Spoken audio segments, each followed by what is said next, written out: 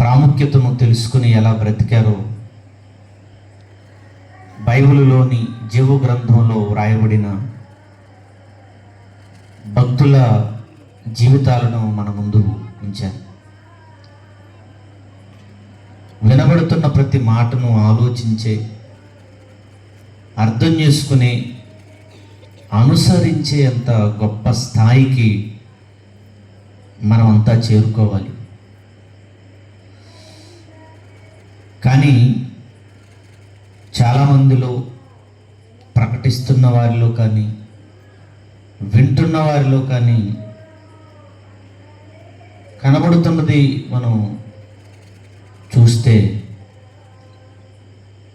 క్రొత్త సంగతులు ప్రకటించాలి, క్రొత్త సంగతులు తెలియచేయాలి అని సేవకులు ఆలోచిస్తున్నారు, ప్రకటిస్తున్నారు.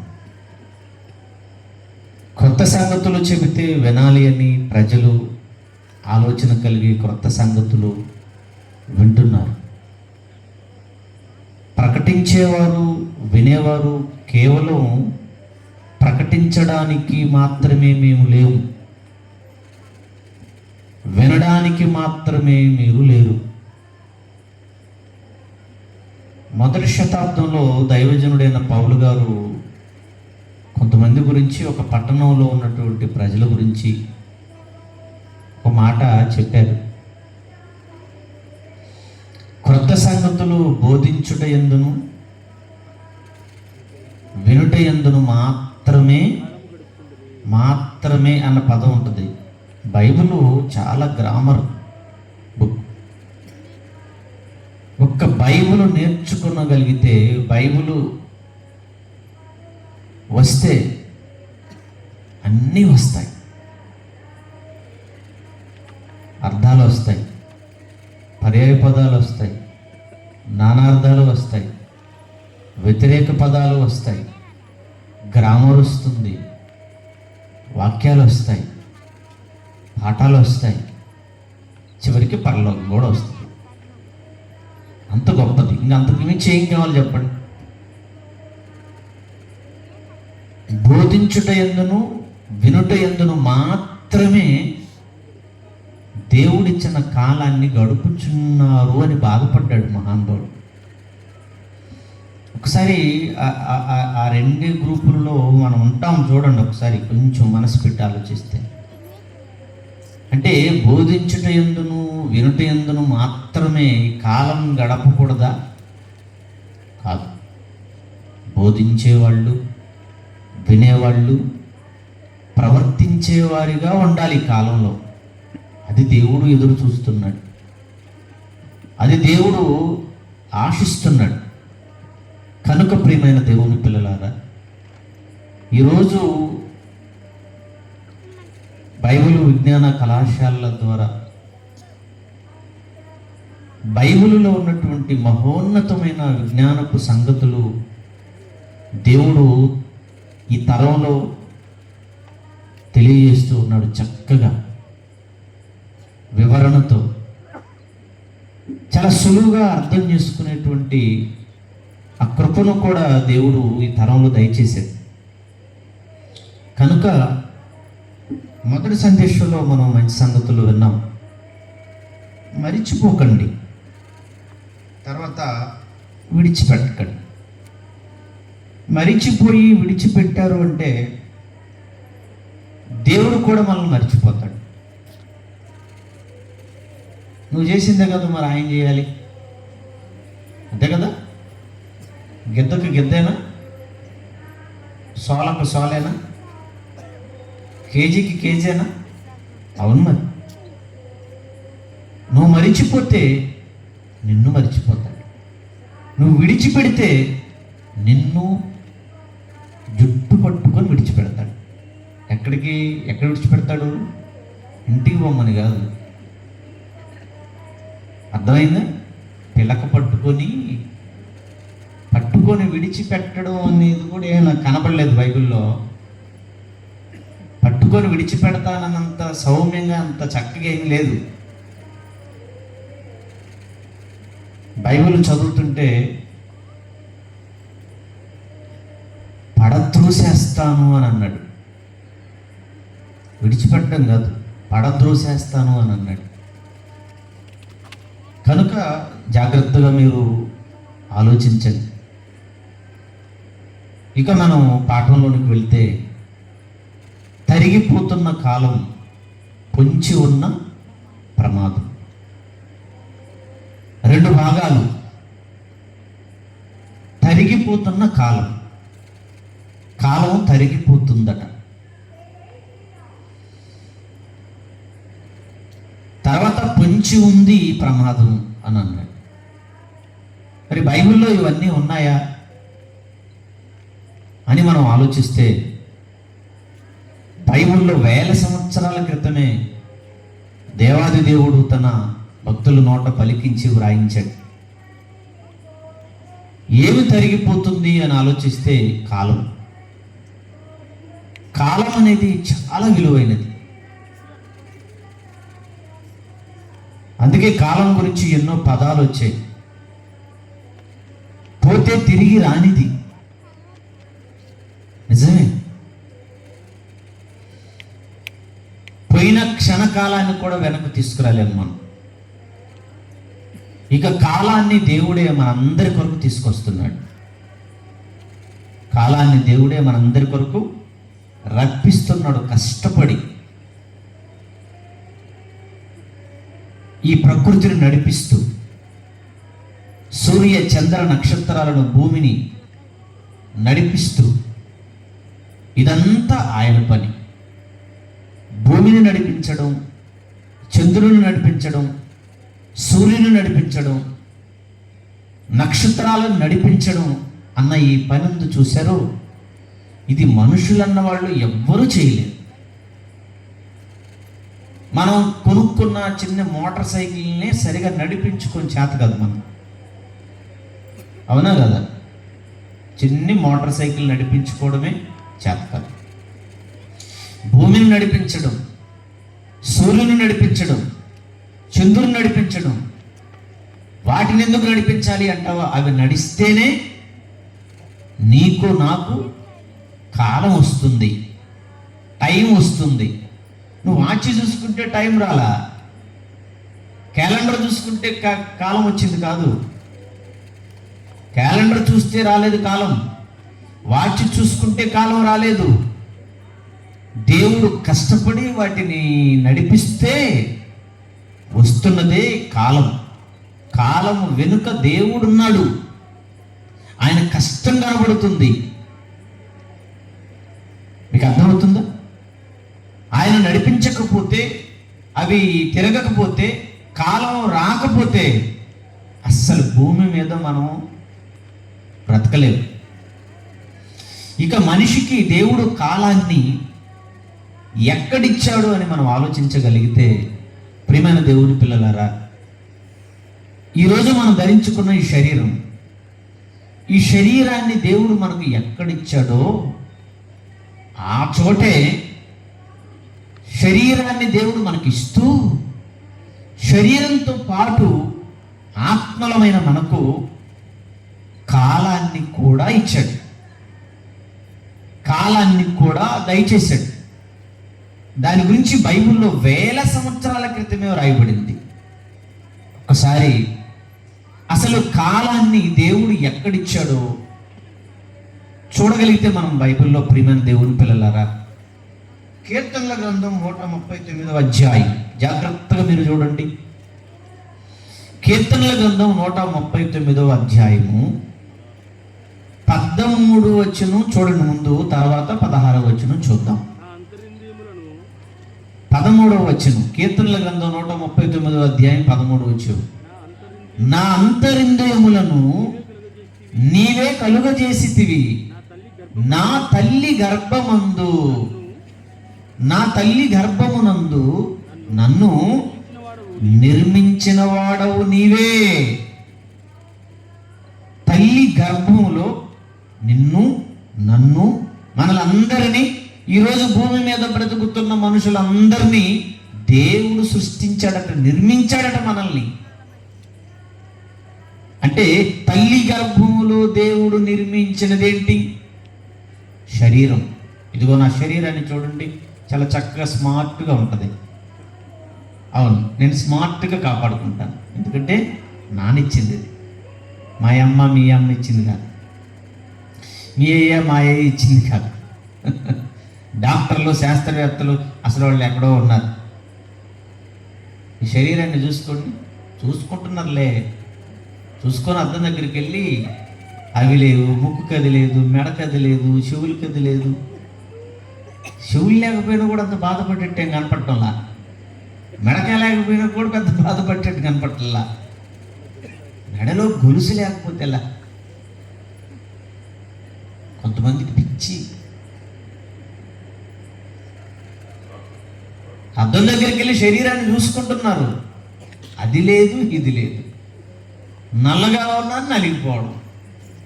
నువ్వెక్కడ నల్లగా ఉన్నావమ్మా? నువ్వు నలుపు కాదు, శరీరం నల్లగా ఉంది. అది నల్లదైతే ఏంటి, తెల్లదైతే ఏంటి? మట్టిలో వేసి తొక్కుతారు. తెల్లదని బీరువాలు పెట్టి బాగా భద్రపరుస్తారా? తీయండమ్మా. తెల్లగా ఉంది ఎట్ట పెడతాం మట్టిలో అంటారా? అయితే తీసుకెళ్ళి బీరువాలు పెట్టుకోమంటారు. తెల్లగా ఉన్నా నల్లగా ఉన్నా మట్టిలేసి తొక్కుతారు. మట్టిలేసి తొక్కేది ఇది. రేపు నలిగిపోతుంటారు నల్లగా ఉన్నానని. తెల్లగా అవడానికి ఏదో చేసుకుంటారు. ఏదో పెద్దవాళ్ళు అన్నట్టు ఏదో కొండ 4 మంది వేద్దామని ప్రయత్నం చేస్తే మనం పెట్టిన నెలకు అసలు నలుగు పోయిందట. అలా ఉంటుంది పరిస్థితులన్నీ కూడా. కొంతమంది తెల్లగా ఉన్నానంటే చాలా తొక్క తెల్లగా ఉందని ఏం విరవీగుతుంటారు, ఏమి ఎచ్చలు పడుతుంటారు. అవునా? అవును, అది చూస్తుంటాను నేను, పర్టికులర్గా చూస్తుంటాను నేనైతే. కొంతమంది తెల్లగా ఉన్నా, అందంగా ఉన్నా అసలు ఏమి చాలా చక్కగా ఉంటారు, నమ్రతగా ఉంటారు, మర్యాదగా ఉంటారు, ఓవర్ చేయరు, ఎక్స్ట్రాలు చేయరు. అవునా? మీకు అర్థమైందా? శరీరాన్ని చూసుకుంటారు, అది లేదు ఇది లేదని బాధపడుతుంటారు. ఇంత మంచి శరీరాన్ని తల్లి గర్భంలో దేవుడే నిర్మించిచ్చాడట నీకు. ఈ మాటలు విన్న తర్వాత అద్దం దగ్గరికి వెళ్ళినప్పుడు ఒక్కసారి చూసుకో అవయవాలన్నిటినీ. నీ తండ్రి గుర్తుకొస్తాడు నీకు. డాడీ థ్యాంక్స్ డాడీ అని చెప్పకుండా ఉండలేదు. అదే చేశాడు ఆ మహానుభావుడు దావీదు గారు. ఆయన కొంచెం ఆలోచించేవాడు, మనం అంత తీరికలేదు మనం. ఎందుకంటే అందరూ ఐఏఎస్లు ఐపీఎస్లు. చాలా బిజీ కదా మీరు, చాలా బిజీ షెడ్యూల్. అప్పుడే ఉంటారు, నేను చాలా బిజీ సార్. అక్క నేను చాలా బిజీ అక్క. ఆహా, అంత బిజీయా? ఆలోచించాడు. అందుకే కింద వచ్చిలో థ్యాంక్స్ చెప్తాడు.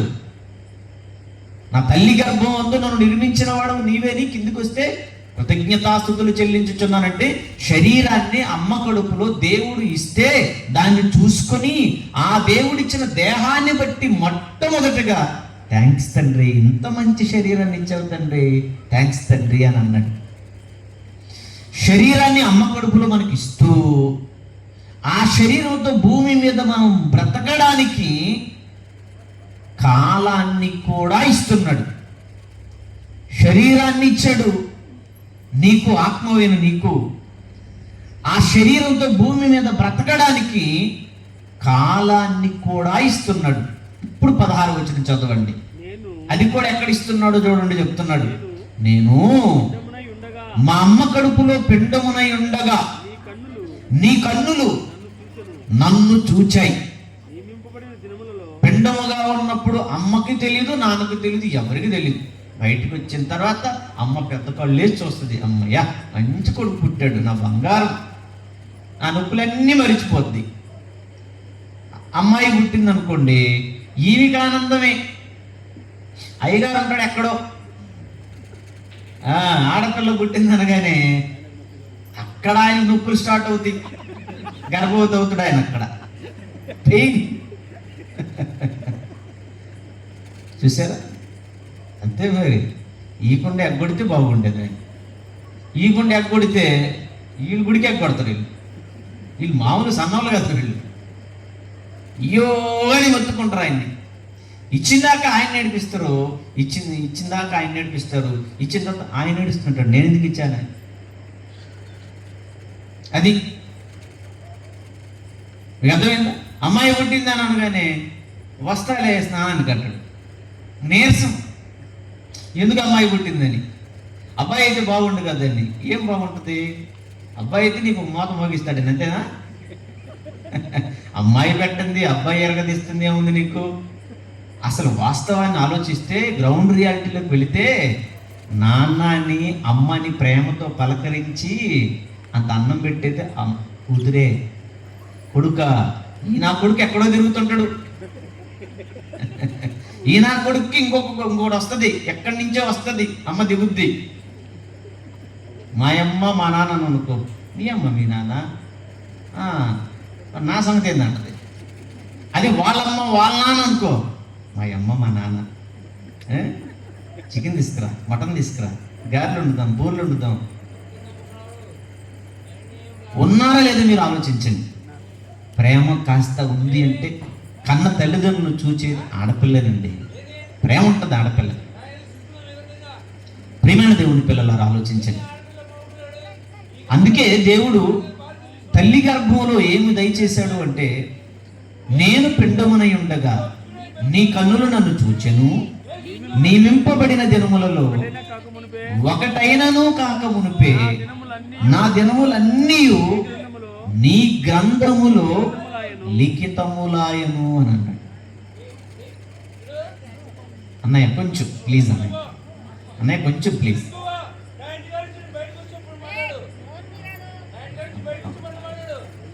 ఓకే అన్నయ్య కొంచెం ప్లీజ్ అన్నయ్య, అన్నయ్య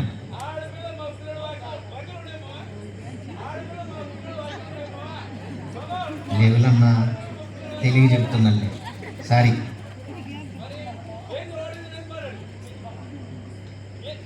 నా దినములన్నీ నీ గ్రంథములో లిఖితములాయను అన్నాడు. చూడండి బా, అంటే తల్లి గర్భంలో దేవుడు మనకు శరీరాన్ని ఇస్తూ, ఈ శరీరంతో భూమి మీద బ్రతకడానికి కాలాన్ని మనకి ఇచ్చాడు. అంటే కాలాన్ని దేవుడు మనకి ఎక్కడ ఇచ్చాడు ఇప్పుడు చెప్పండి? తల్లి గర్భంలో దేవుడు మనకు కాలాన్ని ఇచ్చాడు. ఎంత కాలాన్ని ఇచ్చాడు తెలీదు. 60 సంవత్సరాల, 30 సంవత్సరాల, 70 సంవత్సరాలు తెలియదు మనకు. తల్లి గర్భంలో దేవుడు మనకి ఇచ్చిన కాలం ఇది. అంటే శరీరాన్ని తెచ్చుకుంటూ, శరీరంతో పాటు తల్లి గర్భం నుండి ఏం తెచ్చుకున్నాం మనం? కాలాన్ని కూడా దేవుని వలన తెచ్చుకున్నాం. శరీరము దేవుడి దయ, కాలము దేవుడి దయ. అందుకే బ్రతుకు కాలము అంటాం మనం.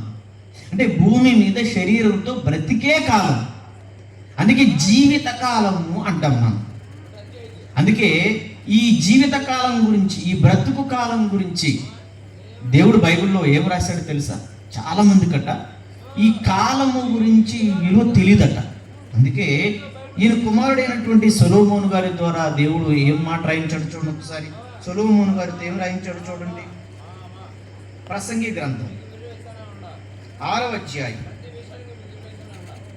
12వ వచనాన్ని చూడండి ప్రియుల. ప్రసంగి గ్రంథము 6వ అధ్యాయం 12వ వచనం చూడండి. నీడవలే నేను మనుషులకు ఇచ్చిన దినములన్నీ వ్యర్థముగా గడుపుకొను, మనుషుల బ్రతుకునందు బాధపడుతున్నాడు సొలొమోను గారు.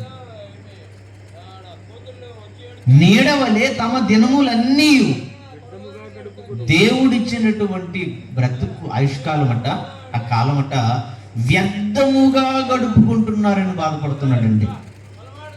కారణం, కాలాన్ని దేవుడు ఎందుకు ఇచ్చాడో తెలియకపోవడం వల్ల, వాళ్ళు అర్థం చేసుకోకపోవడం వల్ల వ్యర్థముగా కాలాన్ని గడిపేసుకుంటున్నారట. అంటే టైం పాస్. అందుకే చూడండి, స్టేషన్లో, రైల్వే స్టేషన్లో కానీ కొన్ని బస్ స్టాండ్లో పల్లీలు ఉన్నాయి కదా, పల్లీలు అంతే. టైం పాస్ పల్లీలు ఏంటండి? అంటే టైం పాస్ పల్లీలు, టైం పాస్ వేరుశనగలు, టైం పాస్ అంటుంటాడు. అంటే చూడండి, అంటే ఇప్పుడు పల్లీలు తినకపోతే పాస్ అవ్వదు అనమాట. అంటే పల్లీలు తింటేనే పాస్ అవుతుందా? చూసారు? అంటే కాలాన్ని తినడానికి, సరదాగా తిరగడానికి, మామ ఏమి అలా టైం పాస్ అవ్వట్లేదు మామ, అలా వెళ్ళి తిరిగేసి వద్దావరా? తిరిగేసి వస్తావా? ఇంట్లో కూర్చున్న టైం అయిపోద్ది. అంటే కాలాన్ని తినడానికి, తిరగడానికి, అవునా, ఎంజాయ్ చేయడానికి, సుఖపడడానికి కాదు ఈ జీవిత కాలాన్ని దేవుడు నీకు ఇచ్చింది. తెలుసుకోవాలి ప్రతి ఒక్కరూ. మీకు అర్థమవుతుందా? కనుక ఈ కాలాన్ని దేవుడు తల్లి గర్భంలో మనకి ఇచ్చాడు. ఇవ్వబడిన ఈ కాలం ఎంతో తెలియదు మనం. మరి ఇంతకీ ఈ కాలాన్ని దేవుడు మనకి ఎందుకు ఇచ్చాడు అని ఆలోచిస్తే, ప్రియమైన దేవుని పిల్లలారా, కాలానికి ఇవ్వడానికి ముందు దేనికి ఇస్తారో తెలుసా? కాలం అనేది దేనితో ముడిపడి ఉంటుందో తెలుసా? పని. అవునా కదా? పొలంలో పని చేయాలి, ఆఫీసులో పని చేయాలి, ఇంట్లో పని చేయాలి. పని చేయాలి అని అన్నప్పుడు ముందు ఆ పనికి ముందు కాలం ఇవ్వబడుతుంది. అంటే అసలు కాలం అనేది ఎందుకు ఇవ్వబడుతుందంటే పని కొరకు ఇవ్వబడుతుంది. పని కొరకు. అందుకే ఏమని రాశాడు ఒకసారి బైబిల్లో చూడండి మీరు.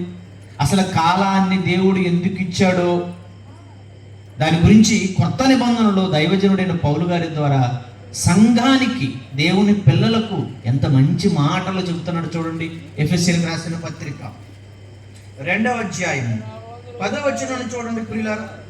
ఎఫెసీయులకు రాసిన పత్రిక 2వ అధ్యాయము 10వ వచనం. మరియు వాటి యందు మనము నడుచుకొనవలెనని దేవుడు ముందుగా సిద్ధపరిచిన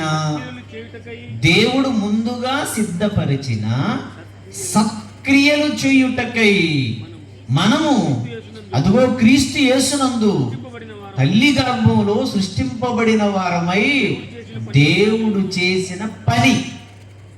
మనల్ని ఎవరు చేసిన పని? దేవుడు చేసిన పని. అందుకే పాతకాలంలో ఒక సినిమా కూడా వచ్చింది. ఏంటా సినిమా? దేవుడు చేసిన మనుషులు అని.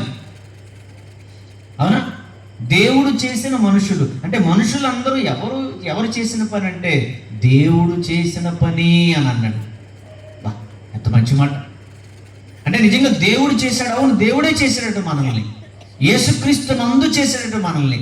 ఎందుకు చేసావయ్యా మమ్మలను అనంటే ముందుగా సిద్ధపరిచిన సత్క్రియలు చేయుటకే మిమ్మల్ని చేశాను అన్నాడు. ముందుగా సిద్ధపరిచిన. ఇప్పుడు సభ, 2వ రోజు సభ. మనం రాకముందే ముందుగానే ఇదిగో ఈ గ్రౌండ్ అంతా సిద్ధం చేశారు. పరదాలు సిద్ధపరిచారు, కుర్చీలు సిద్ధపరిచారు, చక్కగా స్క్రీను సిద్ధపరిచారు, సేవకులను గౌరవించి వేదికను సిద్ధపరిచారు. అవును, ఇదిగో లైట్లు సిద్ధపరిచారు. ముందుగా ఈ సభల కొరకు, ఈ కార్యాల కొరకు ఎలా వీళ్ళు సిద్ధపరిచారో మనం భూమి మీదకి రాకముందే, తల్లి గర్భంలో దేవుడు మనల్ని సృష్టించక ముందే, శరీరాన్ని ఇవ్వకముందే, కాలాన్ని ఇవ్వకముందే ఈ భూమి మీదకి శరీరంతో వచ్చి దేవుడిచ్చినటువంటి ఆ కాలంలో సిద్ధపరిచిన సత్క్రియలు చేయాలి అని కాలాన్ని మనకిచ్చాడు. ఇంతకీ ఇప్పుడు కాలం దేనికి ఇవ్వబడింది? మీకు అర్థమవుతుందా? కాలం దేనికి ఇవ్వబడింది? తినడానికి, తిరగడానికి, లోకంలో బ్రతకడానికి, సంపాదించడానికి, ఈ లోకాన్ని ఏలడానికి కాదు మనకి ఇవ్వబడింది కాలం. కాలాన్ని దేవుడు నీకు ఇచ్చి, ఆ కాలంలో శరీరాన్ని నీకు ఇచ్చి, ఈ శరీరంతో, ఈ కాలంతో ఇదిగో ఈ పనులు జరిగించాలి, నా సత్కార్యములు జరిగించాలి అని ముందుగా సిద్ధపరిచాడట. దేవుని యొక్క పవిత్రమైన కార్యాలు ఇదిగో ఈ సభలు. ఎవరి కార్యాలు ఇవి? దేవుని యొక్క కార్యములు 3 రోజులు చేయడానికి దేవుడు తమకిచ్చినటువంటి దేహాలతో, దేవుడిచ్చినటువంటి సమయంలో ఎంత చక్కగా చూడండి పిల్లలు చేస్తున్నారు. కొంతమంది చూసారా? బాగుంది కదా? సత్క్రియలు చేస్తున్నారు వాళ్ళు. ఆ సత్క్రియలలో చాలా మంది వారి వారి వంతులుగా, వారి వారి ఆలోచన ప్రకారంగా సహకారులుగా కూడా మారారు. అర్థమవుతుందా? అందుకే సత్క్రియలు చేయడానికి దేవుని యొక్క పవిత్రమైన కార్యాలు ఈ దేహముతో, ఈ నోటితో, ఈ కళ్ళతో, ఈ మెదడుతో, ఈ చేతులతో, ఈ కాళ్ళతో, మొత్తంగా శరీరం అంతటితో దేవాది దేవుడైన సృష్టికర్త అయినటువంటి ఆ తండ్రి యొక్క సత్క్రియలు చేయడానికి మాత్రమే ఈ కాలం ఇవ్వబడింది. దేవుని పనులు చేయడానికి ఇవ్వబడింది కాలం. అందుకే ఆ కాలం గురించి మరి పౌలు గారు అదే ఎఫెసీ పత్రికలో ఏమన్నాడు ఒక్కసారి చూడండి.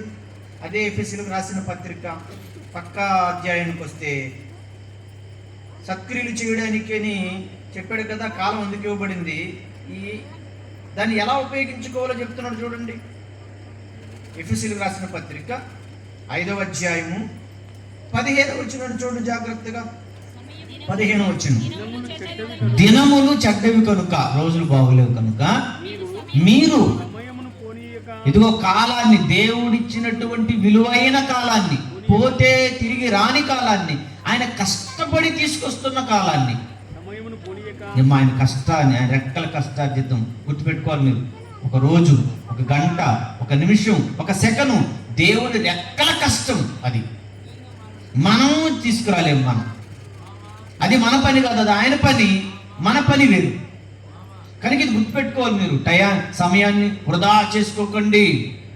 వ్యర్థం చేసుకుంటే వ్యర్థులు అవుతారు. వ్యర్థులంటే పనికిరాని వాళ్ళు, వేస్ట్ ఫెలోస్. ఈ వ్యర్థమైన వాళ్ళని, పనికిరాని వాళ్ళందరినీ, పనికిరాదు అంటే చెత్త, ఈ చెత్తను తీసుకెళ్ళి ఎక్కడ పడేస్తారు? కాల్చేస్తారు. చెత్తను తీసుకెళ్ళి చెత్త కుండీలో పడేస్తారు. చెత్తను తీసుకెళ్ళి కాలుస్తారు. చెత్తని కాలుస్తున్నారు పనికిరానిదని. మరి దేవుని ఇచ్చిన కాలాన్ని వ్యర్థంగా గడుపుకొని పనికిరాని వారుగా మనం మారిపోతే, పనికిరాని మనలందరినీ కాల్చడానికి కూడా ఏం చేశాడు? ఒకటి ఉంది. మరి చెత్తను తీసుకెళ్ళి కాల్చేయాలి కదా, చెత్తను తీసుకెళ్ళి దెబ్బలో పడేయాలి కదా, వేస్ట్ కదా. చెత్త వేస్ట్, అది పడేయాలని అనుకుంటే మరి నువ్వు నేను ఎవరు? మరి ఎలా ఉన్నావు? బాగున్నావా? ఆలోచించండి ఒక్కసారి. అందుకంటున్నాడు ఇక్కడ, మీరు దేవుడిచ్చినటువంటి కాలాన్ని మీరు పోనివ్వద్దు, సద్వినియోగము చేసుకొనుచు అజ్ఞానుల వలె కాక జ్ఞానుల వలె నడుచుకున్నట్లు మీరు జాగ్రత్తగా చూసుకోండి. సమయాన్ని సద్వినియోగం చేసుకోండి. సద్వినియోగం చేసుకోవడం అంటే ఇంటి పనులు, వంట పనులు, వ్యవసాయ పనులు, ఈ పనులు చేసుకోవడమా సద్వినియోగం చేసుకోవడం అంటే? నేను టైం అసలు వేస్ట్ చేయను సార్, ఎప్పుడు నేను ఇంటి పనుల్లో ఉంటాను. నేను టైంను అసలు వేస్ట్ చేయను సార్, నేను ఎప్పుడు వంట పనుల్లో ఉంటాను అని వంట పనుల్లో, ఇంటి పనుల్లో, పొలం పనుల్లో, ఈ పనుల్లో ఉండడం అంటే ఆ కాలాన్ని ఆ పనుల్లో ఉంచడమా సద్వినియోగం చేసుకోవడం అంటే? అసలు కాలాన్ని ఇచ్చింది దేవుని యొక్క పనుల కొరకు, సత్కార్యములను చేయుట కోసం కాలాన్ని ఇచ్చాడు. ఆ సత్కార్యముల కొరకు వాక్యం చదవడం, సత్కార్యం, బైబిల్ చదువుతున్నారా? పిల్లలు చదివిస్తున్నారా? ఈ రోజు నుంచి స్టార్ట్ చేయండి. పర్లేదు, ఈ రోజు నుంచే స్టార్ట్ చేయండి. వెతుకున్నాగా, ఈ రోజు నుంచి బైబిల్ చదవడం స్టార్ట్ చేయండి. సద్వినియోగం చేసుకోవడం అంటే బైబిల్ చదవడం. ఈ రోజు నుంచి వాక్యాలు వినడానికి ట్రై చేయండి. ఎన్నో వాక్యాలు ఉన్నాయి, యూట్యూబ్లో ఉన్నాయి, మీరు కొడితే ఎన్ని ప్రసంగాలు,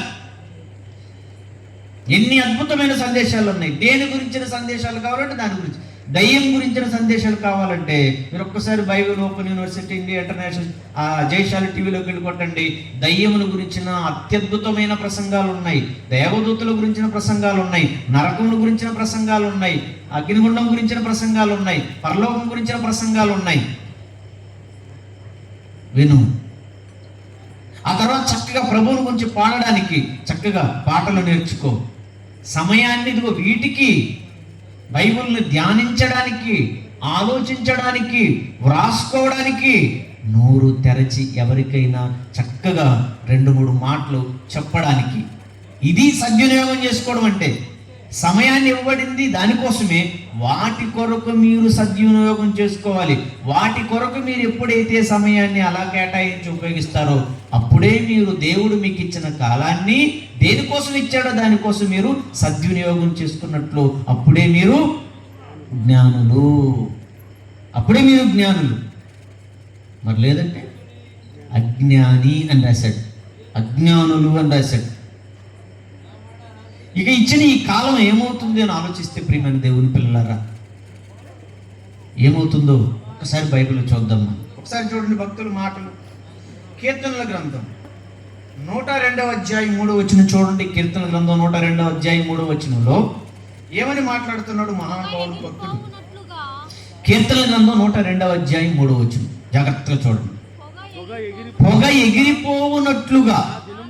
పొగ, కొన్ని కంపెనీలు చూడనమ్మా, పెద్ద పెద్ద కంపెనీలు ఉంటాయి, పెద్ద పెద్ద గొట్టాలు పెట్టేస్తారు పైకి ఆ పొగ వెళ్ళిపోవడానికని.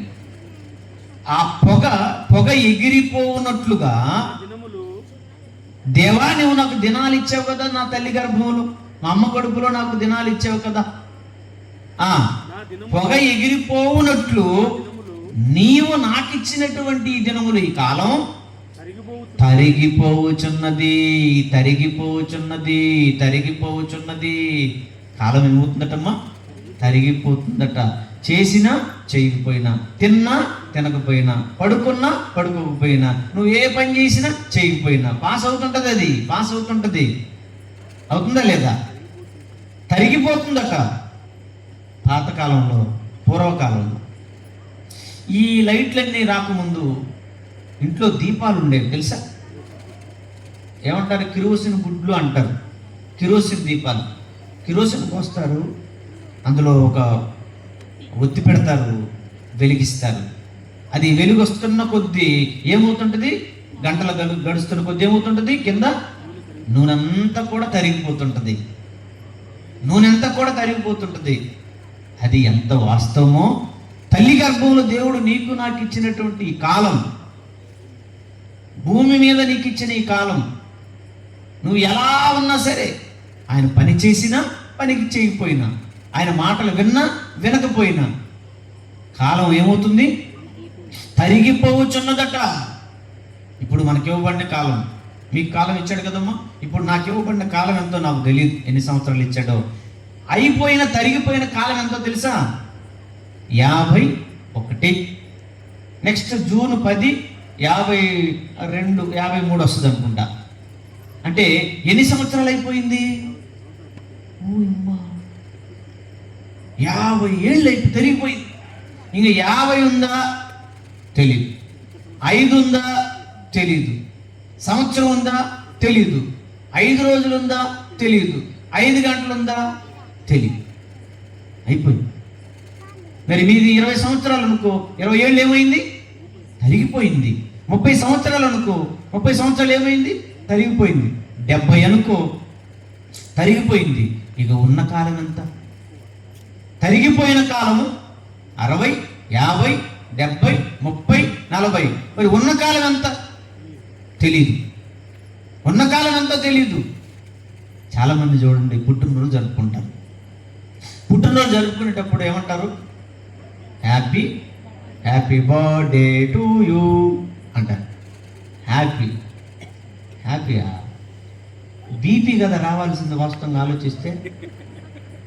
అవును, మరి 30 ఏళ్ళు ఇచ్చాడు, 30 సంవత్సరాలు ఇచ్చాడు అనుకోండి, 25 అయిపోయినాయి. 25 అయిపోతే హ్యాపీయా? మిగిలిన ఎన్ని ఉన్నాయి? 5కి హ్యాపీయా? అర్థం అవ్వాలి. ఇంకా చెప్తా. 2000 రూపాయలు మీ ఆయన నీకు ఇచ్చాడు, 2000 రూపాయలు ఇచ్చాడు, 1800 అయిపోయినాయి. 1800 అయిపోయిన తర్వాత ఎలా ఉంటుంది? 1800 అయిపోయి happy birthday to you. Happy అండి, 1800 అయిపోయి అంటావా? 1800 అయిపోయి 200 ఉన్నాయి, 1800 అయిపోయినండి చాలా హ్యాపీగా ఉన్నాయి అంటే ఏమంటాడు? బుర్ర తక్కువదానా? హ్యాపీ అక్కడ బీపీ వస్తుంది నాకు. 1800 రూపాయలు కాజేసావా? చూసారా? డబ్బు దగ్గరికి వచ్చేసాము, 5000 అయిపోయినాయండి, 500 ఉన్నాయండి, 2000లో 1500 అయిపోయాయి, 1500 అయిపోయాయని అక్కడేమో బీపీ పెరుగుతుంటుంది, బాధ కలుగుతుంటుంది. ఈ పుట్టినరోజు వచ్చేసరికి చూసావా? హ్యాపీ హ్యాపీ హ్యాపీ హ్యాపీ ఎక్కడ? ఇచ్చిన ఆయుష్కాలం అంతా తరిగిపోయి ఉంటే, అంటే నువ్వు రేపో మాపో గోతికి దగ్గర అవుతున్నావు. 30 సంవత్సరాలు ఇచ్చాడంటే 28 అయిందంటే ఇంక 2 ఏళ్ళకి ఎక్కడికి వెళ్తుంటావు? మరణానికి దగ్గర అవుతున్నావు అంటే అయిపోయిన కాలం గురించి అసలు ఆలోచన లేదు చూడండి మనిషికి. హ్యాపీ ఎక్కడ? 52 సంవత్సరాలు అయిపోయింది నాకు, ఇక ఎన్ని సంవత్సరాలందో తెలియదు. పొగ ఎగిరిపోయినట్లుగా మా దినములు తరిగిపోవచ్చున్నవి అని అన్నాడు. అయిపోతున్నాయి. మరి అయిపోయినాయిలే సార్, అయిపోకుండా ఎలా ఉంటాయి అంటావా? అయిపోతున్నాయి. ఇంతకీ 52 సంవత్సరాలు అయిపోయాయి. 52 సంవత్సరాలలో అయిపోయిన ఈ కాలంలో మరి చేయవలసిన పనులు కూడా అయిపోయాయా? పనులు కూడా అయిపోయాయా? నీ పనులు ఎవరు చేస్తారు? నీ మొక్క నువ్వే కొడుకోవాలి. నన్ను పళ్ళు దోమంటే ఎక్కడ కుదురుద్ది? నీ పళ్ళు నువ్వే దోముకోవాలి. నీ కోడిగుడ్డు తినమంటే తింటాను, నీ మాంసం కూడా నేను తినమంటే తింటాను. నీ పళ్ళు నేను ఎక్కడ దోమగలను? నీ స్నానం నేను ఎక్కడ చేయగలను? అవునా? నీ పళ్ళు నువ్వే దోముకోవాలి. నీ ఆకలి నీదే, నీ దప్పిక నీదే, నీ నిద్ర నీదే. అవునా? మా నిద్ర కూడా పోండి, మాది కూడా తినేయండి అంటారు ఎవరైనా? అనరు. నీ పని కూడా నువ్వే చేయాలి. నీ పని నేనెక్కడ చేస్తాను? నా పని నేను చేసుకునేసరికే ఆయాసం వస్తుంది నాకు. నా పని నేను చేసుకునేసరికే సరిపోతుంది. నీ పని నేను చేయడానికి కాదు, నీ పని నీదే. నీ భోజనం నీదే, నీ నీళ్లు నీవే, నీ నిద్ర నీదే. అర్థమవుతుందా? ఇంకా అర్థం కాకుండా ఎందుకు పోద్దిలే మనకు ఇంత చక్కగా వివరిస్తుంటే. ఇంకా అర్థం కాలేదంటే ఇక నేనేం చేయలేను మిమ్మల్ని. అంతేనా? నీ పని నీదే, నా పని నాదే, నా భార్య పని నా భార్యదే, నా పెద్ద కూతురు పని నా పెద్ద కూతురుదే, ఎవరి పని వాళ్ళదే. మీకు అర్థమైందా? కాలం తరిగిపోతుంది, అయిపోయింది. ఆ కాలంలో నువ్వు చేయవలసిన దేవుని పనులన్నీ, సత్కార్యములన్నీ పనులయ్యాయా? పనులన్నీ పెండింగ్లో ఉన్నాయా? ఇప్పుడు చూడ మరి ఎలకాయ పడ్డట్టుంది నోట్లో, గొంతులో. పనులేం అవ్వలా. అప్పుడప్పుడు చూడండి, అక్క కొంచెం బయటకు వెళ్దాం అంటే పనులు అవ్వలేదు, ఊరుకోకు వదినా అంటారు. పనులు అవ్వలేదు, పనులేమో అవ్వలేదు, కాలమేమో అయిపోతా ఉంది. ఎగ్జామ్ రాసేవాళ్ళు చూడండి, ఎగ్జామ్ రాసే పిల్లలు చూడండి, టైం ఉంటుంది ఎగ్జామ్ రాయడానికి. పరీక్షకి 3 గంటలు టైం ఉంటుంది. ఆ 3 గంటల్లోనే రాయాలి 10 ప్రశ్నలు. ఆ 2 గంటలు అయిపోయింది అనుకోండి, ప్రశ్నలు మిగులున్నాయనుకోండి, వీళ్ళ గుండెలు రైలు పెరుగుతుంటాయి పిల్లలకి. అమ్మా టైం అయిపోయింది, ఎప్పుడు రాయాలని. పోనీ రాయిపోతే 5 రాసామని 5 రాసామలే అని చెప్పేసి వాడు వచ్చేసాడు అనుకోండి, పాస్ అవుతాడా ఫెయిల్ అవుతాడా? ఫెయిల్ అవుతాడు. టైం లేదండి నాకు, 3 గంటలు ఇస్తే మా ఇంటికి రాసుకొని వస్తానంటే కుదురుద్దా?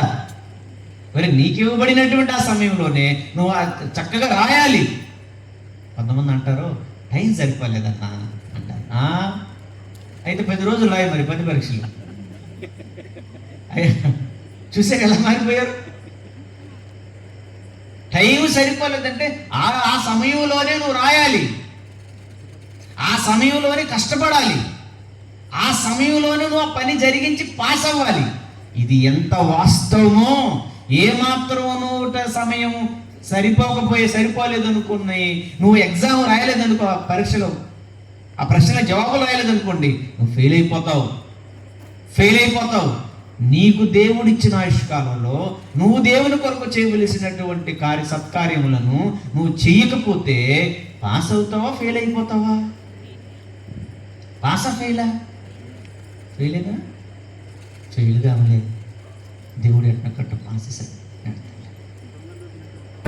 నెడతలే దొంగోడు నెట్టేసిందా అనుకుంటున్నా.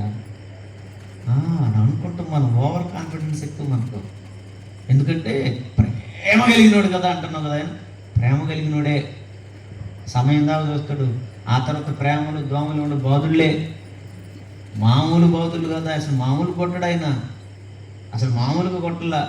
చిత్త కొట్టి చెవులు మోస్తాడు అంటారు, ఆ టైపులో కొడతాడు ఆయన. కొట్టిన వాళ్ళు కూడా బైబిల్లో ఉన్నారు, కొట్టించుకున్న వాళ్ళు కూడా ఉన్నారు బైబిల్లో. రాశాడు, అర్థమైందా? రాశాడు ఆయన. మరొక భక్తుడు చూడు ఏమంటున్నాడు, యోబు గ్రంథం 7వ అధ్యాయం 6వ వచనం. యోబు గ్రంథం 7వ అధ్యాయం 6వ వచనం కూడా చూడండి. అక్కడ ఏమంటున్నాడు? యోబు గ్రంథం 7వ అధ్యాయం 6వ వచనం. నా దినములు అంటే యోబు గారికి కూడా అర్థమైంది. యోబు గారికి కూడా శరీరాన్ని ఇచ్చాడు. యోబు గారికి కూడా ఏమిచ్చాడు? ఆ శరీరంతో భూమి మీద బ్రతికే కాలం ఇచ్చాడు. కాలాన్ని ఇచ్చాడు, విలువైన కాలాన్ని ఇచ్చాడు. అది ఆయన అర్థం చేసుకున్నాడు. ఆయన అర్థం చేసుకుని ఏం మాట్లాడుతున్నాడు చూడండి అక్కడ. నా దినములు నేతగాళ్ళు అంటే ఈ పక్కన ఎవరు అన్నారు ఇందాక, రంగాపురం అని ఒక ఊరుంది. మన ఊర్లో కూడా నేను వచ్చేటప్పుడు కూడా చూశాను. నేతగాళ్ళు తెలుసా, బట్టలు నేసేవాడు. నేను కూడా అదే, ఇప్పటికీ నేస్తున్నాం, చీరలు నేస్తున్నాం మేము. నేతగాడు, నా దినములు నేతగాడి నాడే కంటే. ఒక్కసారి వెళ్ళి నాడి చూడండి, బైబిల్లో ఉన్న ఈ మాట. నాడే ఏంటిది? దారం తీసుకొని వెళ్తుంది. ఈ పక్క నుండి ఆ పక్కకి అలా లాగగానే చేత్తో అలా స్పీడ్గా వెళ్ళిపోతుంది. అది దారం మళ్ళా ఇలా వచ్చేస్తుంది. అలా వెళ్ళి ఇలా వచ్చి, అలా వెళ్ళి ఇలా వచ్చి ఒక చక్కటి బట్టను తయారవుద్ది, చక్కటి క్లాత్ తయారవుద్ది. మీరు చూడండి ఒకసారి, చాలా ఆశ్చర్యపోతారు. అది ఎంత స్పీడ్గా వెళుతుందంటే నువ్వు మధ్యలో చేయి పెట్టినా చేయి కూర్చుకుపోద్ది. నా దినములు, దేవుడిచ్చిన దినాలంట ఎలా అయిపోతున్నాయంట. నా దినములు నేతగాని నాడి కంటే వడిగా గతించుచున్నవి. వేగంగా అయిపోతున్నాయట. నిజమే కదా. పోయిన సంవత్సరం సెమినార్కి వెళ్ళి వచ్చామనుకుంటున్నాం, ఇదిగో 6 నెలలు వచ్చేసింది. ఇప్పుడేనా? నాకు ఆశ్చర్యంగా ఉంది. ఇక కాలం ఎంత స్పీడ్గా వస్తుంది అన్నది వడ్డీకి ఇచ్చినోడికి తెలియదు, కానీ అప్పు తీసుకున్నోడికి తెలుస్తుందండి. మొన్ననే కదా నెల వడ్డీ ఇచ్చింది, ఇప్పుడే వచ్చిందా? తీసుకున్నోడికి తెలీదు, ఇచ్చేవాడి కట్టేవాడికి తెలుస్తుంటుంది. నేను కడుతున్నానండి 1,00,000 రూపాయల దాకా నెల వడ్డీ నడ్డి. నా సుఖాల కోసం, సరదాల కోసం ఏం కాదు, మా నాన్న పని కోసం, నాన్న మందిరం బిల్డింగ్ కోసం, నాన్న పనికి పనిముట్లు వస్తువుల కోసం, వాటి కోసం చేశాను. కాలం విలువ తెలుస్తుంటుందా వాళ్ళకి? నిజం. ఆయనకేమంటున్నాడు చూడండి, చదవండి. నా దినములు నేతగాని నాడి కంటేను వడిగా గతించుచున్నవి, నిరీక్షణ లేక అవి క్షయమైపోవచ్చున్నవి. అంటే కాలం ఏమైపోతుంది? గతించిపోతుంది, అయిపోతుంది. ఇదిగో ఈరోజు అయిపోయింది, 31వ తేదీ అయిపోయింది, రేపు జూన్ 1, మే నెల అయిపోయింది. అవును. 9వ అధ్యాయం చూడండి ఒకసారి. 9వ అధ్యాయం 2వ వచనం చూడండి. అదే యోబు గ్రంథం 9వ అధ్యాయము 2వ వచనం. క్షమించండి, 2వ వచనం. వాస్తవమే, ఆ సంగతి అంతే అని యోబు గ్రంథము 9వ అధ్యాయము 2వ వచనమా? కాదు, 9వ అధ్యాయము 25వ వచనం. పరుగు మీద పోవాని కంటే నా దినములు త్వరగా గతించుచున్నవి. క్షేమము లేకయే అవి గతించిపోవుచున్నాయి. 14వ అధ్యాయం 5-6 వచనాలు కూడా చూడండి. అదే యోబు గ్రంథం 14వ అధ్యాయం 5-6 వచనాలు. నరుల ఆయుష్కాలము పరిమితి కలది, వారి నెలల సంఖ్య నీకు తెలిసే ఉన్నది. మించజాలని వయ పరిమాణము నీవు వారికి నియమించి ఉన్నావు. కూలి వారి వలె. మనకిచ్చిన ఈ దినాలట, ఈ కాలమట ఎందుకు ఇచ్చాడంటున్నాడంటే, కూలి వారి వలె తమకు నియమింపబడిన పనిని ముగించాలి. కూలివాడు చూడండి, పనికి వెళ్తాడు, ఉదయాన్నే లేస్తాడు. కూలివాడు పనికి వెళ్తాడు, పని ముగించుకొని సాయంత్రానికి ఇంటికి వచ్చేస్తాడు. అంటే ఈ దినాలు ఏం దినాలు అంటున్నాడు? మనకి ఇచ్చిన దినాలు. ఒక కూలివాడు ఎలా పని చేసుకొని పని ముగించుకొని సాయంత్రానికి ఎలా ఇంటికి వస్తాడో, దేవుడు తల్లి గర్భంలో మనకిచ్చిన దినాలు దేవుని పని చేయడానికి ఇచ్చిన కూలి దినాలివే. పని దినాలు ఇవన్నీ. దేవుని పనులు జరిగించవలసిన దినాలు ఇవన్నీ. మరి దేవుడు మీకు ఇచ్చిన ఈ కాలంలో మరి దేవుని పనులు జరిగిస్తున్నారా? పౌలు గారిని చూడండి. పౌలు గారు ఏమంటున్నాడు ఒక్కసారి చూడండి మీరు. పౌలు గారు తిమోతి గురించి కొరింథీ సంఘానికి ఉత్తరాన్ని రాస్తూ ఏమంటున్నాడు ఒక్కసారి మీరు చూడండి. కొరింథీయులకు రాసిన పత్రిక, కొరింథీయులకు రాసిన మొదటి పత్రిక 15వ అధ్యాయం, కొరింథీయులకు రాసిన మొదటి పత్రిక 15వ అధ్యాయం 10వ వచనం చూడండి ప్రియులారు. కొరింథీయులకు రాసిన మొదటి పత్రిక 15వ అధ్యాయము 10వ వచనం, క్షమించండి 16వ అధ్యాయం 10వ వచనం, 16వ అధ్యాయం 10వ వచనం. తిమోతి వచ్చిన ఎడల అతడు మీ యొద్ద నిర్భయుడై ఉండునట్లు మీరు చూచుకోండి. నా వలెనే పౌలు గారు అంటున్నాడు, సంఘానికి చెబుతున్నాడు, కొరింథీ పట్టణంలో ఉన్న సంఘానికి, దేవుని పిల్లలు చెప్తున్నాడు, తిమోతి వస్తాడు, మీరు ఆయన నిర్భయంగా చేర్చుకోండి, తిమోతిని చేర్చుకోండి. ఎందుకని? నా వలెనే అతడు, అదుగో దేవుడు పనిచేస్తున్నాడు. తిమోతి యవ్వన కాలంలో తిమోతి వాళ్ళ నాన్న అన్యుడు, గ్రీసు దేశస్థుడు, వాళ్ళ అమ్మేమో యూదురాలు. అవునా? తిమోతి ఎవరు? గ్రీసు దేశస్థుడు, అన్యుడు. మనందరం కూడా అన్యులమే. అన్యుడైనటువంటి తిమోతి తన తల్లి, వాళ్ళ అమ్మమ్మ, వాళ్ళిద్దరు ప్రభువుని నమ్మారు, దేవుని ఎరిగిన పిల్లలు కనుక చిన్ననాటి నుండే, చిన్న వయసు నుండే దేవుని వాక్యములో, దేవుని మాటలలో పెరిగాడు. బాల్య దినాలంతా కూడా ఆటలు, పాటలు, తిరుగుళ్ళు, వాటిలో లేడు పౌలు గారు, తిమోతి గారు. బాల్యము నుండే దేవుని మాటలను వాళ్ళ అమ్మమ్మ చెబుతుంటే చక్కగా వాక్యం నేర్చుకున్నాడు బాల్య దినాలలో. ఇప్పుడు బాల్య దినాలలో మన పిల్లలకి ఏమి రావాలి? బైబిల్ రావాలి, వాక్యం రావాలి, పాటలు రావాలి, పరిచర్య రావాలి, వాళ్ళ నోట దేవుని మాటలు రావాలి. అందుకే బాలుడు నడవలసిన త్రోవను వాడికి, అంటే బాల్య దినాలలోనే వదుగో సృష్టికర్తను గురించిన నా మాటల స్మరణ వాడికి తెప్పించండి. ముందు చూడండి, వాడే మొత్తం మెయిన్ ప్రసంగం కూడా వాడే చేశాడు. నేను ఆశీర్వాదం ఇద్దాం అనుకున్నాం, మీ చివరి ఆశీర్వాదం ఇచ్చేసి భోంచేసి వెళ్ళిపోదాం అనుకున్నాం. ఎంత చక్కగా చెప్పాడండి వాడు, జాన్ కెనడీ. ఎంత చక్కగా చూడండి వాడు. ఆ పసి వయసు నుండే, యేసుప్రభు వారు కూడా అంతే కదా, 12 సంవత్సరాల వయసు నుండి పని మీద ఉన్నాడా? మనం 12 కాదు, ఇలాంటి 12 60 వచ్చినా గుడి ముఖమే చూడు, బైబిల్ ముఖం అసలు చూడు. వాక్యం ప్రార్థనలు, పాస్టర్లు బతకలేక బైబిల్ చేపట్టుకున్నాను. నువ్వు మరి మమ్మల్ని బతికిచ్చిన ఆయన వచ్చి మాటలు కొంతమంది మాట్లాడుతుంటే వీళ్ళకి దేవుడు ఏ శిక్ష వేస్తాడో మనకు తెలుసు. నోటి మాటలకు కూడా ఫలం ఉందట. తొలి మాటలు మాట్లాడకూడదు. అవునా? బాల్యం నుండే దేవుని పనిలో ఉన్నాడు. అందుకే దేవాలయాలు ఉంటాడు కదా, నా తండ్రి పనుల మీద ఉండవలెనని చిన్నతనం నుండే పని మీద ఉన్నట్టు. అమ్మో నాకు ఇచ్చింది 33.5 సంవత్సర కాలం. అమ్మో ఈ కాలంలో నా తండ్రి చిత్తాన్ని నెరవేర్చాలి నేను. నా తండ్రి నాకు కూడా శరీరాన్ని ఇచ్చాడు, ఆయన చిత్తాన్ని నెరవేర్చాలి నేను. ఏంటి ఆయన చిత్తం?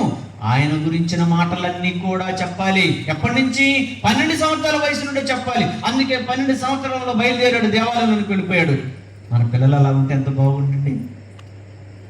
మన పిల్లలు అలా ఉంటే ఎంత బాగుండు. 12 సంవత్సరాల వయసు నుండే దేవుని పనిలో ఉండాలి, సత్క్రియలలో ఉండాలి. మీరున్నారా? ఇక్కడ కూర్చొని మీరున్నారా? లేరు, వదిలేద్దాం. కనీసం మీ పిల్లలనైనా ఉంచండి, వాళ్ళనైనా దేవుని పనులలో ఉంచండి, దేవుని పరిచర్యలో ఉంచండి, వాళ్ళని దైవ కార్యాలలో వాళ్ళ చేత పని చేయించండి. మీరు ఎలాగో లేకుండా పోయారు. 30లో వచ్చారు సంతోషం, 30లోనే వచ్చారు సంతోషం, 60లోనైనా వచ్చారు ఇంకా సంతోషం. కనీసం మీ పిల్లల్ని, మీ మనవరాలు ఉన్నారా? ఆ మనవరాలనైనా సరే 12 సంవత్సరాల పసి వయసు నుండే దేవుని పనుల్లో, సత్క్రియలలో ఆ పిల్లల్ని ఉంచండి. మీరు పనిచేయాలి, వాళ్ళు సత్క్రియలో ఉండాలి వాళ్ళు. అందుకే కాలాన్ని ఇచ్చింది. అందుకే 12 సంవత్సరాల వయసులో పని ప్రారంభించాడు. చివరిగా 33 సంవత్సరంలో ఆయన ఉన్నాడు, తండ్రి నువ్వు నాకు ఇచ్చిన పని అంతా చేశాను నాన్న, నీ పనే చేశాను నాన్న, నీ గురించి చెప్పాను నాన్న, నీ గురించే నీ పిల్లలు చెప్పాను నాన్న, నీ పిల్లల కోసమే నీకు ప్రార్థన కూడా చేసి రిపోర్ట్ అంతా ఇచ్చాను కదా నాన్న, నీ పిల్లల కోసమే కదా నేను ప్రాణం కూడా పెట్టాను నాన్న, మరి అంతా చేసేసాను నాన్న. నాకు ఇచ్చిన నువ్వు కాలం అంతా ఏం చేశాను నేను? ఒక్క నిమిషం కూడా వేస్ట్ చేసుకోలేదు నాన్న, నీ పని మీదే ఉన్నాను, నీ పని అంతా ముగించి వచ్చాను. ఇందాక యోగ గ్రంథంలో మాట జ్ఞాపకం చేసుకోండి, పనిని ముగించుకోవచ్చు వరకు కూలివాడు పనికి వెళ్ళి పని అంతా ముగించుకొని సాయంత్రానికి వచ్చినట్టుగా ఆయనకి ఇచ్చిన కాలంలో పని కూడా పని కంప్లీట్ అయిపోయింది. ఆ కాలంలో పని అంతా చేసేసాడు. అందుకంటాడు సమాప్తమైనది అంటాడు. చివర్లు అన్నాడా సమాప్తమైంది. ఏం సమాప్తమైంది? పని సమాప్తం అయిపోయింది, ఇబ్బందులు సమాప్తం అయిపోయాయి, నా కష్టాలు సమాప్తం అయిపోయాయి, అన్నీ సమాప్తం అయిపోయినాయి. నీ గురించి అన్ని మాటలు చెప్పేశాను. సిలువలో పలికిన మాటలు అవి ఏమనుకుంటున్నారైనా? ఒక్క మాట కూడా మిస్ అవ్వలేదు, ఒక్క మాట కూడా మిస్ అవ్వలేదు. లేఖనము నెరవేరినట్లు నేను దప్పిక కొనుచున్నాను అని అన్నాడు. ఆ బాధలో అమ్మో ఈ వాక్యం మరిచిపోకూడదని ఆ మాట కూడా పలికేశాడు. అంటే ఆయన పనులు, ఆయన మాటలు, కార్యాలన్నీ కంప్లీట్ ముగించేశాడు. అందుకే పనులు ముగించేశాడు కనుకనే దేవుడు ఏమన్నాడు? నానా వచ్చేనాయన పని ముగించేశాడు కనుకనే చనిపోయిన తర్వాత 3వ రోజున లేపి తీసుకుని వెళ్ళి అదుగో ఆయన కుడి పక్కన కూర్చోబెట్టుకొని ఉన్నాడు మహానుభావుడు. పనులన్నీ చేసిన వాడికి బహుమానం అదుగో పరలోకంలో తండ్రి కుడి పార్శ్వాన ఉన్నాడు మన ప్రభు అయిన యేసుక్రీస్తు. మీకు అర్థమైందా? అందుకే పౌలు గారు కూడా పనిలోకి వచ్చేసాడు. తిమోతి చిన్ననాటి నుండి పనిలో ఉన్నాడు. ఆ తిమోతి గురించి చెప్తున్నాడు, నా వలెనే అతడు ప్రభు పని చేయుచున్నాడు. పని చేస్తున్నాడట. అంటే దేవుడిచ్చినటువంటి కాలంలో దేవుడిచ్చినటువంటి ఆ శరీరంతో దేవుడిచ్చినటువంటి గాలి, నీరు, ఆహారము అన్ని తీసుకొని తింటూ ఒక ప్రక్క మళ్ళా పని చేసుకుంటూ చేతి పని. మొదటి ప్రసంగంలో చెప్పారు కదా, మనకు రెండు డ్యూటీలు ఉన్నాయి. అవసరమైతే ఓటీలు కూడా చేయాలి. 2 డ్యూటీలు ఉన్నాయి. ఒక డ్యూటీ అంటే 2 షిఫ్ట్లు అనమాట. ఈ 2 షిఫ్ట్లు నువ్వు ఇక్కడ చేయలేదనుకో చచ్చిపోయిన తర్వాత 2 షిఫ్ట్లు ఉంటాయి. అవి తర్వాత చెప్తాను, మీకు లాస్ట్లో చెప్తాను ఆ షిఫ్ట్లు ఏంటో. 2 షిఫ్ట్లు ఉన్నాయి. 2 పనులు ఉన్నాయి. ఒకటి నీ పని చేసుకోవాలి, రెండవది నాన్న పని చేయాలి. అసలు అవసరమైతే నీ పని మాని నాన్న పని చేయి. నాన్న పని చేయడానికి శరీరం, నాన్న పని చేయడానికి కాలం, నాన్న పని చేయడానికి ఈ కాలంలో నీళ్లు, ఆహారం నీకు ఎన్ని పెట్టాడేమో. ఒకప్పుడు పలావే ఉండేది, అవునా? లావుగా ఉన్నా పలావు తినాలి, పలావే ఒకప్పుడు ఉండేది. తర్వాత ఏమి వచ్చాయి? బిర్యానీ వచ్చింది. ఆ తర్వాత ఏమొచ్చింది? కొండ బిర్యానీ వచ్చింది. ఆ తర్వాత ఈ మధ్య ఏమొచ్చింది? బొంగులో బిర్యానీ కూడా వచ్చింది. ఇన్ని తిని పనికి రాకుండా మారిపోయాం మనం. బొంగులో బిర్యానీ కూడా వచ్చింది. బొంగు తీసుకొని బాధలు పెట్టడా పని చేయకపోతే? ఈ టైం అయిపోతుంది, నువ్వు రేపు ఎల్లుండి చచ్చిపోతావు, పనులన్నీ పెండింగ్ అయిపోయినాయి. ఈ పని ఇప్పుడు ఏమండి తూకం వేస్తే పళ్ళు ఎక్కడున్నాయి? నువ్వు పైకి పోయి అటు పైకి పోతావు అనుకున్నావు. అక్కడి నుంచి కొడతాడు, కింద పడతాం. నీకు పైకి ఎందుకు? నీకు నిన్నెట పైకి తీసుకెళ్తాడు. పైకి తీసుకెళ్ళిన ఆయన పనులు చూడక్కడ, పైకి వెళ్ళిన ఆయన పనులు చూడక్కడ. 12 ఏళ్ల వయసు నుంచే పనిలో ఉన్నాడు. 12 ఏళ్ల నుంచి బైబిల్ చదువుతున్నాడు. 12 ఏళ్ల నుంచే ప్రకటిస్తున్నాడు. 12 సంవత్సరాల నుంచే ప్రార్థన చేస్తున్నాడు. 12 ఏళ్ల నుంచి కష్టాలు, శ్రమలన్నీ కూడా భరిస్తున్నాడు. 12 ఏళ్ల నుంచి అన్ని శ్రమలు ఆయనకి. మనకేముంది శ్రమ చెప్పండి? మనకేముంది పెద్ద బాధ చెప్పండి?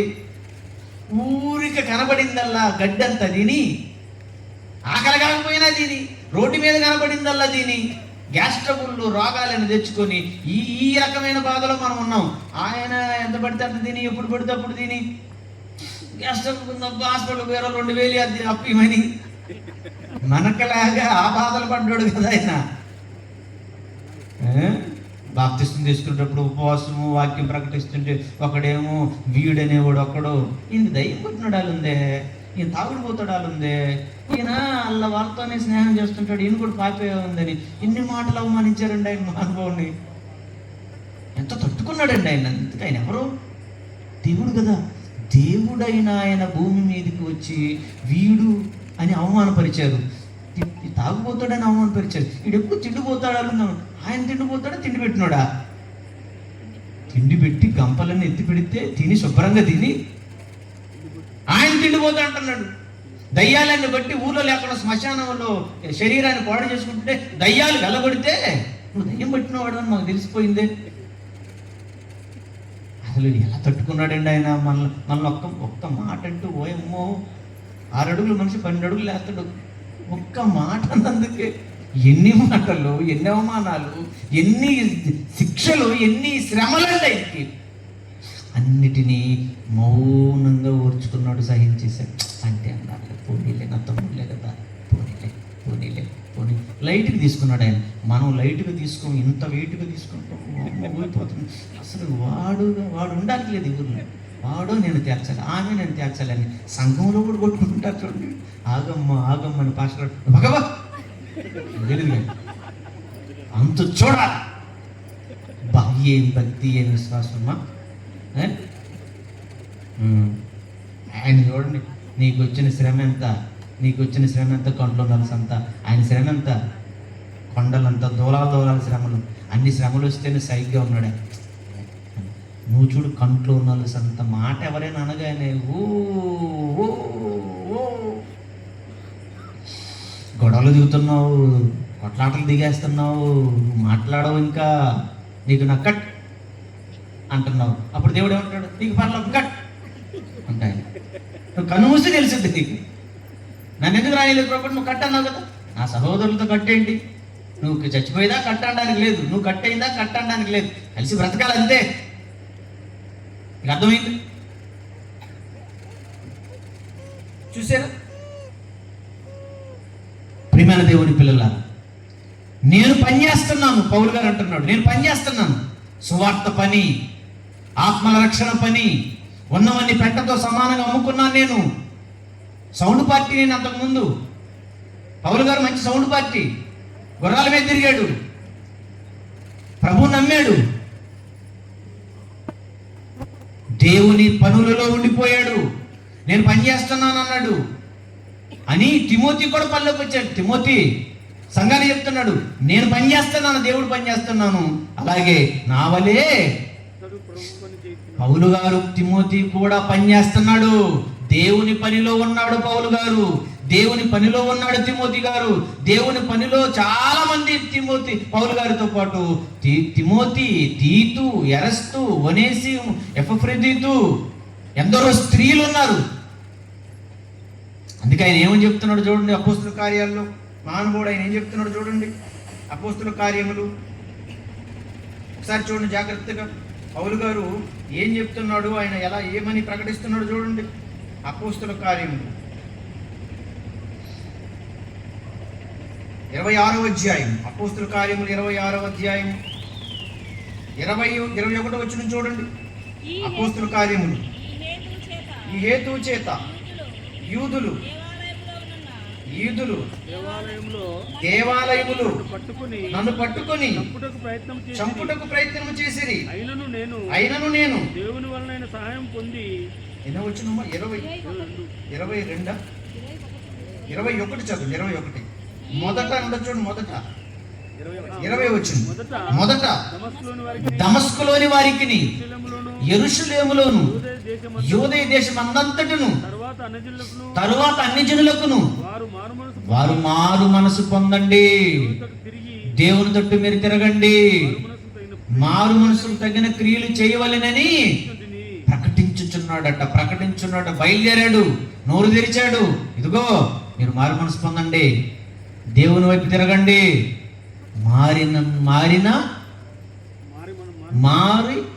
మారు మనసుకు తగిన దేవుని పనులు చేయండి. మీరు దైవ కార్యాలు జరిగించండి, దైవ కార్యక్రమాల్లో సహకరించండి. మీరు ఆయన పనులు చేయాలి మనం. అందుకే దేవుడు మనకి ఈ కాలాన్ని ఇచ్చాడు. అంటే దేవుడు మనకిచ్చినటువంటి ఈ కాలంలో దేవుని పనులు జరిగించాలి. మరి దేవుని పనులు చేయవలసిన ఈ కాలంలో పనులన్నీ నువ్వు చేయకుండా కాలము తరిగిపోతుంది అనుకోండి, సమయం అంతా వృధా చేసేసుకున్నావు అనుకోండి, ఆ తర్వాత దేవుని పని చేయవలసిన ఈ కాలంలో దేవుని పని చేయకుండా నీ పనులు, నీ సొంత పనులు. పౌలు గారు బాధపడతాడు కదా, అందరూ తమ సొంత కార్యములనే చూచుకొనుచున్నారు కానీ దేవుని కార్యములను, యేసుక్రీస్తు కార్యములను చూడటం లేదట. కనీసం యేసుక్రీస్తు వారి కార్యాలు చూడటం లేదట. ఆ కార్యాలు చేయాలనే కదా దేవుడు నిన్ను చూసి నీకు శరీరాన్ని ఇచ్చి నీకు కాలాన్ని ఇచ్చింది. అంటే దేవుడిచ్చినటువంటి ఆయుష్కాలంలో నువ్వు మారు మనసు పొంది బాప్తిసం తీసుకొని దేవుని యొక్క సువార్త సత్కార్యములలో ఒకవేళ నువ్వు లేకపోతే, నీ కాలమంతా తరిగిపోతుంటే, దేవుని పని చెయ్యనందుకు, దేవుని కార్యక్రమాలన్నీ నువ్వు జరిగించనందుకు ఆ తర్వాత దేవుడు విధించబోయే శిక్ష ఏంటో తెలుసా? గడ్డ మీద పని చెయ్యకుండా కాలమంతటిని వృధా చేసుకుంటే, అలా దేవుడిచ్చిన ఆయుష్ కాలాన్ని తరిగిపోతున్న ఈ కాలంలో నువ్వు దేవుని పనులు కూడా నువ్వు తరిగించకపోతే, అలాంటి వాళ్ళందరికీ, దేవుని పనిలో లేని వాళ్ళకి, దేవుని పనులు జరిగించిన వాళ్ళకి, దేవుని పనిలో సహకరించిన వాళ్ళందరికీ వాళ్ళకి పొంచి ఉన్న ప్రమాదం ఏంటో తెలుసా? ఏముందో తెలుసా? వాళ్ళందరికీ పని చేయని వాడు పనికి మాలినవాడు అన్నాడు బైబిల్లో. పనికి మాలని చెడ్డదాసుడు అన్నాడు బైబిల్లో. అన్నాడా? సోమరివైన చెడ్డదాసుడా, పనికి మాలిన దాసుడా, వీడిని తీసుకెళ్ళి పడేయండి, వీడిని తీసుకెళ్ళి కాళ్ళు చేతులు కట్టేసి కట్టిక చీకటిలోనికి త్రోసేయండి. అంటే పని చెయ్యకపోతే నేరస్తుడు దేవుని దృష్టిలో. పని చేయకపోవడం పాపం.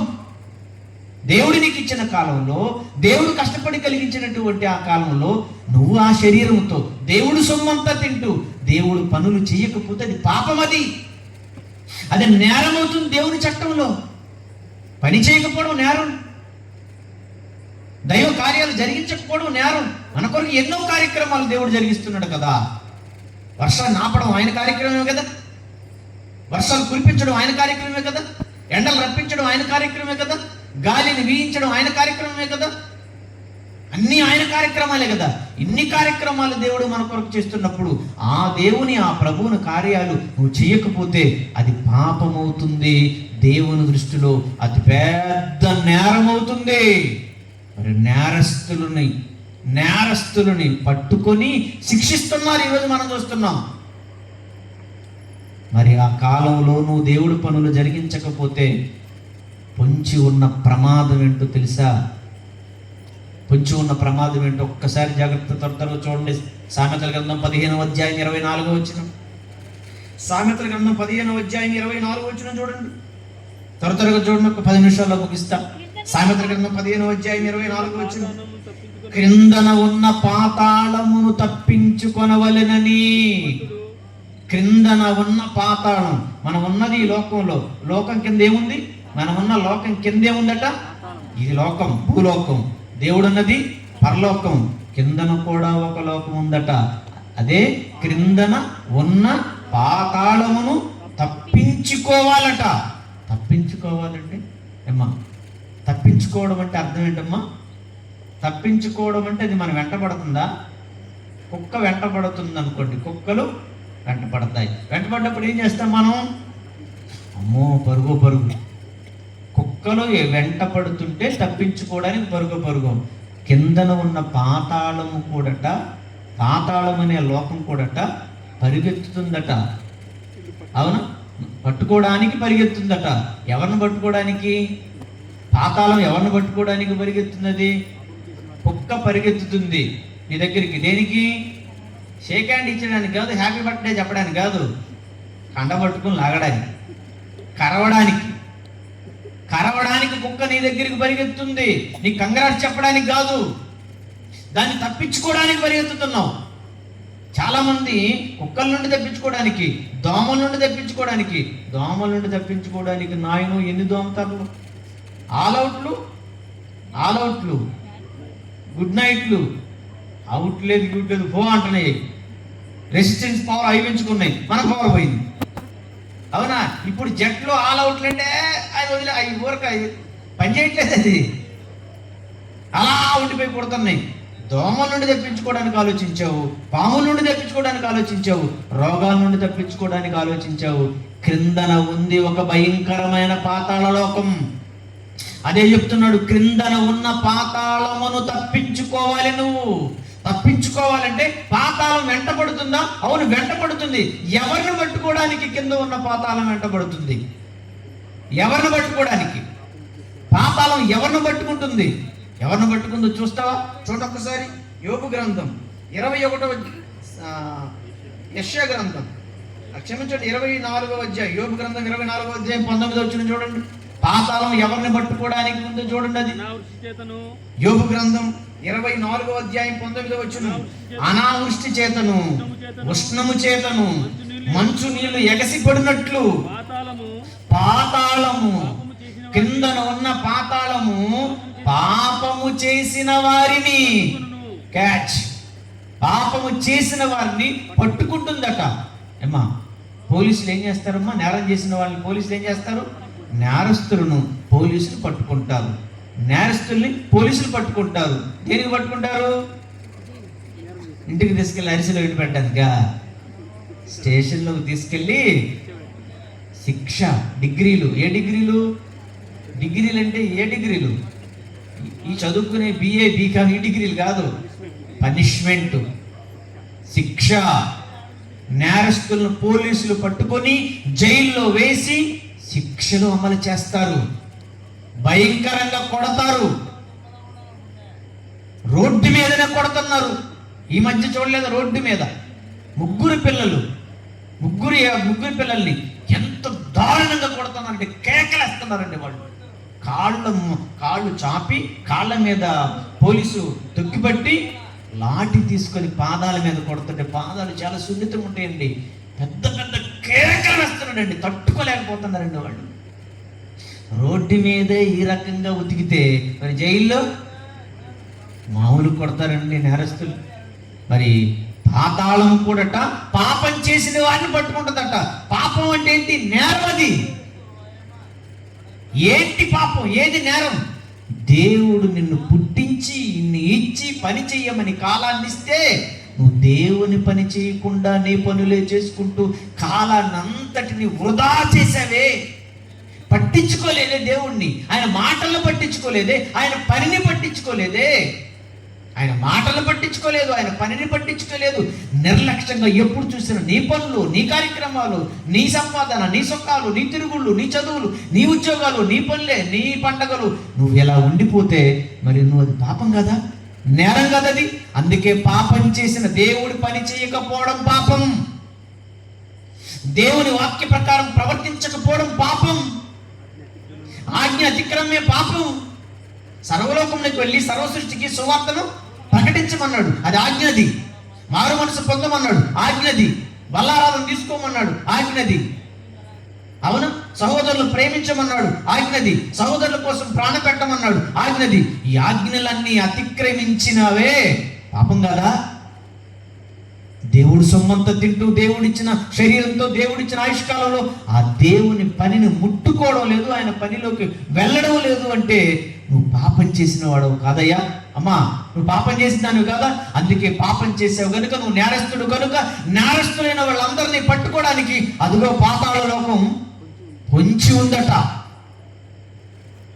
పొంచి ఉన్న ప్రమాదం క్రిందన ఉన్న పాతాళ లోకం, అది పట్టుకుంటే విడిచిపెట్టదు అది. అందుకే ఏమన్నాడు? సంఖ్యాకాండం చూడండి 32వ అధ్యాయం. సంఖ్యాకాండం 32వ అధ్యాయం ఎప్పుడో చెప్పాడు పొంచి ఉన్న ప్రమాదం మనిషికి. 32వ అధ్యాయం 23వ వచనం. సంఖ్యాకాండం 32వ అధ్యాయం 23వ వచనం. మీరు అట్లు చేయని ఎడల. ఎట్లు? నేను చెప్పినట్లు చేయని ఎడల. నేను చెప్పినట్లు యేసుప్రభువు కూడా అన్నాడు కదా, నేను చెప్పు మాటల ప్రకారం మీరు చేయకపోతే చెప్పు దెగ్గుద్దరు అన్నట్టు ఉంటుంది అది. అవును, మరి నేను చెప్పు మాటల ప్రకారం మీరేం చేయట్లేదేంటి? నా పని చేయమన్నాను కదా, ప్రార్థన చేయమన్నాను కదా, పరిచర్య చేయమన్నాను కదా, సహించుకోమన్నాను కదా, సువార్త ప్రకటించమన్నాను కదా, దాచుకోవద్దన్నాను కదా, దోచుకోవద్దన్నాను కదా, ద్వేషించవద్దన్నాను కదా, ప్రేమించమని చెప్పాను కదా, ప్రార్థించమని చెప్పాను కదా, క్షమించమని నేను చెప్పాను కదా. నేను చెప్పు మాటల ప్రకారంగా మీరు చేయకుండా ఉంటున్నారేంటి? క్రైస్తవులారా, నా రక్తం చేత కడగబడిన వారలారా, నా పనిని అసలు మీరు పట్టించుకోవట్లేదేంటి? నా మాటలు అసలు మీరు పట్టించుకోవట్లేదేంటి? నా పనిలో మీరు కష్టపడడం లేదేంటి? నా పనిలో కష్టపడుతున్నప్పుడు వచ్చే బాధలను, ఇబ్బందులను, మాటలను సహించలేకపోతున్నారేంటి అన్నాడు.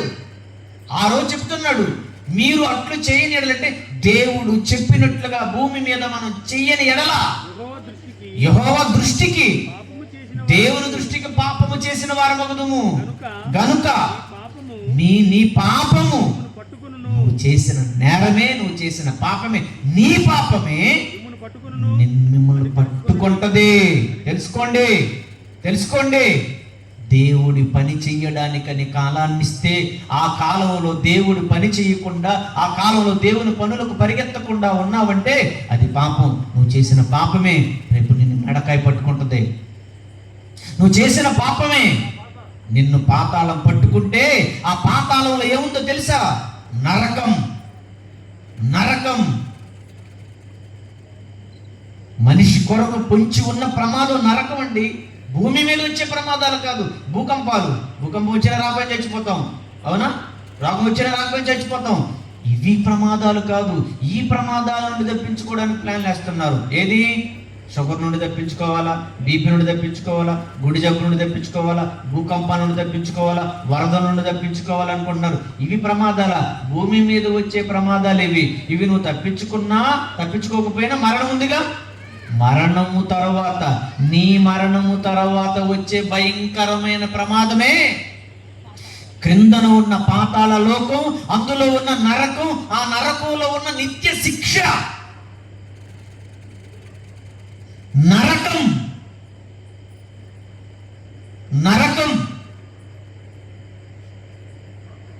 అర్థమైందా? నరకం, పాతాళంలో ఉన్న నరకాన్ని అది పొంచి ఉంది. నిన్ను పట్టుకొని అందులో శిక్షించాలని, నిన్ను కాల్చిపడేయాలని, కోట్ల సంవత్సరాలు నిన్ను బాధ పెట్టాలని క్రిందన ఉన్న పాతాళం కాచుకొనుందట. అపరిమితంగా నోరు తెరుస్తుందంటాడు యెషయా గ్రంథానికి వెళితే. మింగేయాలి వీళ్ళందరినీ. దేవుడు పనిని మానేసి, దేవుడు సొమ్మంతా తింటూ, దైవ కార్యాలను విస్మరించి, దేవుని కార్యాలను పట్టించుకోకుండా, దేవుని కార్యాలను ప్రక్కగా నెట్టేసి సొంత పనుల్లో ఉండిపోయి కాలాన్నంతటిని వ్యర్థంగా గడిపేస్తే తరిగిపోతుంది. మన కాలం అంతా అయిపోయిందమ్మా. మన చావు రోజులు దగ్గర పడ్డాయి. కనీసం ఇక నుండి అయినా ఇక 2 రోజులు, 3 రోజులు, 2 నెలలు, 3 నెలలు, 10 సంవత్సరాలు బ్రతుకుతామో తెలియదు. కనీసం ఇక బ్రతికే కాలంలోనైనా దేవుడి పనిలో బాగా మీరు శ్రద్ధగా ఉండండి. ఎప్పుడు పనిలో ఉండండి, ఆయన పరిచర్యలో మీరు ఉండండి. పొంచి ఉన్న పాతాళం అనే నరక ప్రమాదం నుండి మిమ్ములను మీరే తప్పించుకోవాలి. దేవుడిచ్చిన వాక్యంతో. అందుకే యేసుప్రభువు వారు ఏమన్నాడు చివరిగా చూడండి. ఆ ప్రమాదం గురించి ఏం మాట్లాడుతున్నాడు యేసుప్రభువు వారు అన్న చివరి మాట చూడండి. మత్తయి సువార్త 23వ అధ్యాయం 33వ వచనం చూడండి. మత్తయి సువార్త 23వ అధ్యాయం 33వ వచనం. సర్పములారా, సర్ప సంతానమా, నరక శిక్షను మీరు ఎలా తప్పించుకుంటారా? ఇవ్వబడిన ఆయుష్కాలం అంతా ప్రభు పనులు చేయకుండా మీ సొంత పనుల్లోనే ఉండి కాలం అంతా తరిగిపోయి మీరు కన్ను మూస్తే, దేవుడి దగ్గర నిలబడితే నరక శిక్షను మీరు ఎలా తప్పించుకుంటారు? నరక శిక్ష. ఈరోజు మనిషికి పొంచి ఉన్న ప్రమాదం రోగాలు అనుకుంటున్నాడు, చావులు అనుకుంటున్నాడు, కానీ ఈ మరణము తర్వాత ఉండే భయంకరమైన పాతాళ లోకంలోని నరకం, ఆ నరకంలో ఉన్న శిక్ష, నరక శిక్షను మనిషి తప్పించుకోవాలి.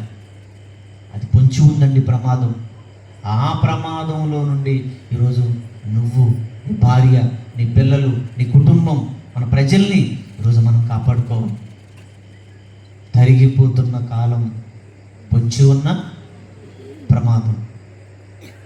కనీసం ఈ రోజు నుంచే మంచి నిర్ణయం తీసుకొని, మనకి ఇవ్వబడిన కాలం అంతా అయిపోయింది, పనులన్నీ పెండింగ్లో ఉన్నాయి, నీ పనులన్నీ చక్క ఇక్కడి నుంచి చేసేసేయి, త్వరగా చేసేసేయి. దేవుని పనిలో ఉండు. పనులు ముగించేసుకుంటే కిందనున్న పాతాళ శిక్షకు వెళ్ళిపోతాం పైకి. పని చేసిన వాడు పైకి వెళ్ళిపోతాడు. పని చెయ్యని, పనికి మాలిన వాడు, సోమరైన వాడు, చెడ్డదాసుడు అయిన వాడు కట్టిక చీకటి కలిగిన బెలగులోనికి వెళ్ళి కాలిపోవాలి కోట్ల సంవత్సరాలు. దేవుడు విధించే శిక్షది. అందుకే యేసుప్రభువు ఏమన్నాడు? అక్కడ ఏడుపును పళ్ళు కొరుకుటి. అంటే 2 షిఫ్ట్లు అన్నమాట. ఇప్పుడు చాలా సంవత్సరాల క్రితం మీ దైవ సేవకులు జాకబ్ గారు చెప్పారు ఒంగోలు సెమినార్లో. నేను ఆ రోజు ఆశ్చర్యపోయాను. 2 షిఫ్ట్లు ఉంటాయి అంటే చచ్చిపోయిన తర్వాత. చావు తర్వాత నరకంలో కూడా 2 షిఫ్ట్లు అంట. ఈ షిఫ్ట్లు ఏ షిఫ్ట్లు?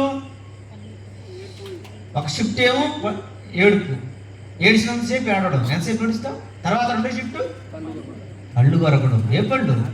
యాపిల్ పళ్ళు, జామ పళ్ళు కదా. ఏడు కొరికి నువ్వు ఏడా నువ్వు వరకందేది అన్నీ కొరికి శుభ్రంగా దిట్టంగా తినేసి పని మానేసావు.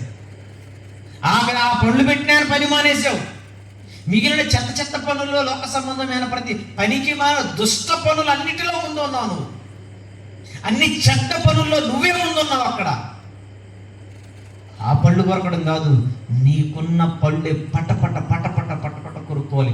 2 షిఫ్ట్లు. ఒక షిఫ్ట్ అంతా ఏడుస్తూనే ఉండాలి. ఆ తర్వాత 2వ షిఫ్టు బాధండి. బాధను తట్టుకోలేక పళ్ళు కొరుకుతాం. అక్కడ ఏడుపును పళ్ళు కొరుకుటే ఉండును. ఎంతకాలం ప్రభు అంటే యుగ యుగములు.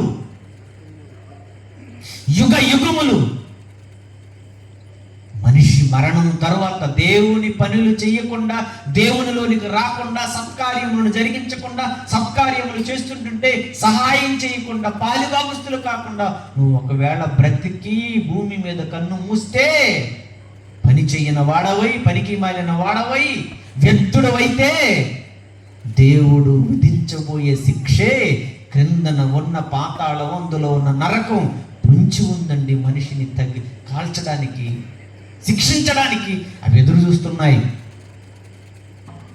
ఇంత భయంకరమైన ప్రమాదం పొంచి ఉందే. ఈ పొంచి ఉన్న క్రిందన ఉన్న పాతాళ లోకపు నరక శిక్ష నుండి నువ్వు తప్పించుకోవద్దా? పడిపోదామా? ఆడికెళ్ళి పడిపోదామా? అందుకే ఈ మాటలు మీకు వినిపిస్తున్నాడు. అందుకే ఆ పిల్లల చేత ఈ కార్యాలు చేయిస్తున్నాడు. ప్రభు పని చేస్తున్నారండి వాళ్ళు. నా వలె ప్రభు పని చేస్తున్నారు వాళ్ళు. నా వలె ప్రభు పనిలో ఉన్నారు వాళ్ళందరూ. మరి పనిలో ఉన్నారా? దేవుని పనుల్లో ఉన్నారా? మీ పనుల్లోనే ఉన్నారా? మీ పనిలో ఉండి మీరు ఏమాత్రం పొరపాటున కన్ను మూశారు అంటే మీరు పాతాళ లోక వశమవ్వవలసిందే. అక్కడికి వెళితే మీ పరిస్థితులు ఒక్కసారి ఆలోచించుకో. ప్రియమైన దేవుని పిల్లలారా, తరిగిపోతున్న కాలం, పొంచి ఉన్న ప్రమాదం అంటే నరక శిక్ష, పాతాళ లోకం. అది పొంచుకొని ఉంది. పని చేయని వాళ్ళందరినీ కూడా మింగేయాలి, పని చేయని వాళ్ళందరినీ కూడా కాల్చి పడేయాలని అది పొంచుకొని ఉంది.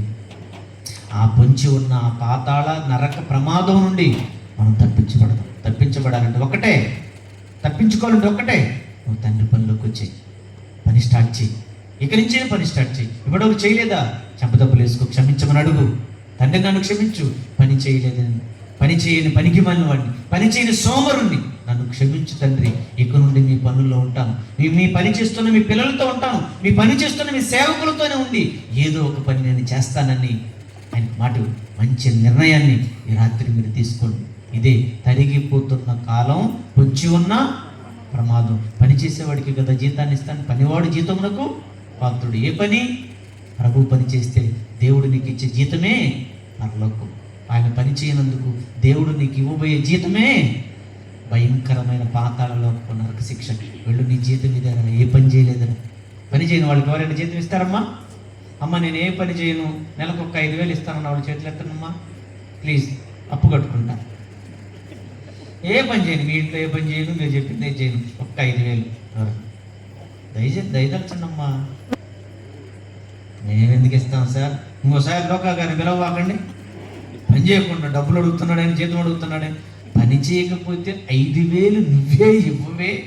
పని చేస్తున్న సేవకులకు కూడా ఇచ్చి చావరు మీరు. ఇదిగో ఈయన ఎంత పని చేస్తుంటాడు, చాలా పని చేస్తాడు, మంచి పనుడు. ఇదిగో ఆయన ఎంత పని చేస్తుంటాడు, ఇదిగో ఈయన ఎంత పని చేస్తుంటాడు.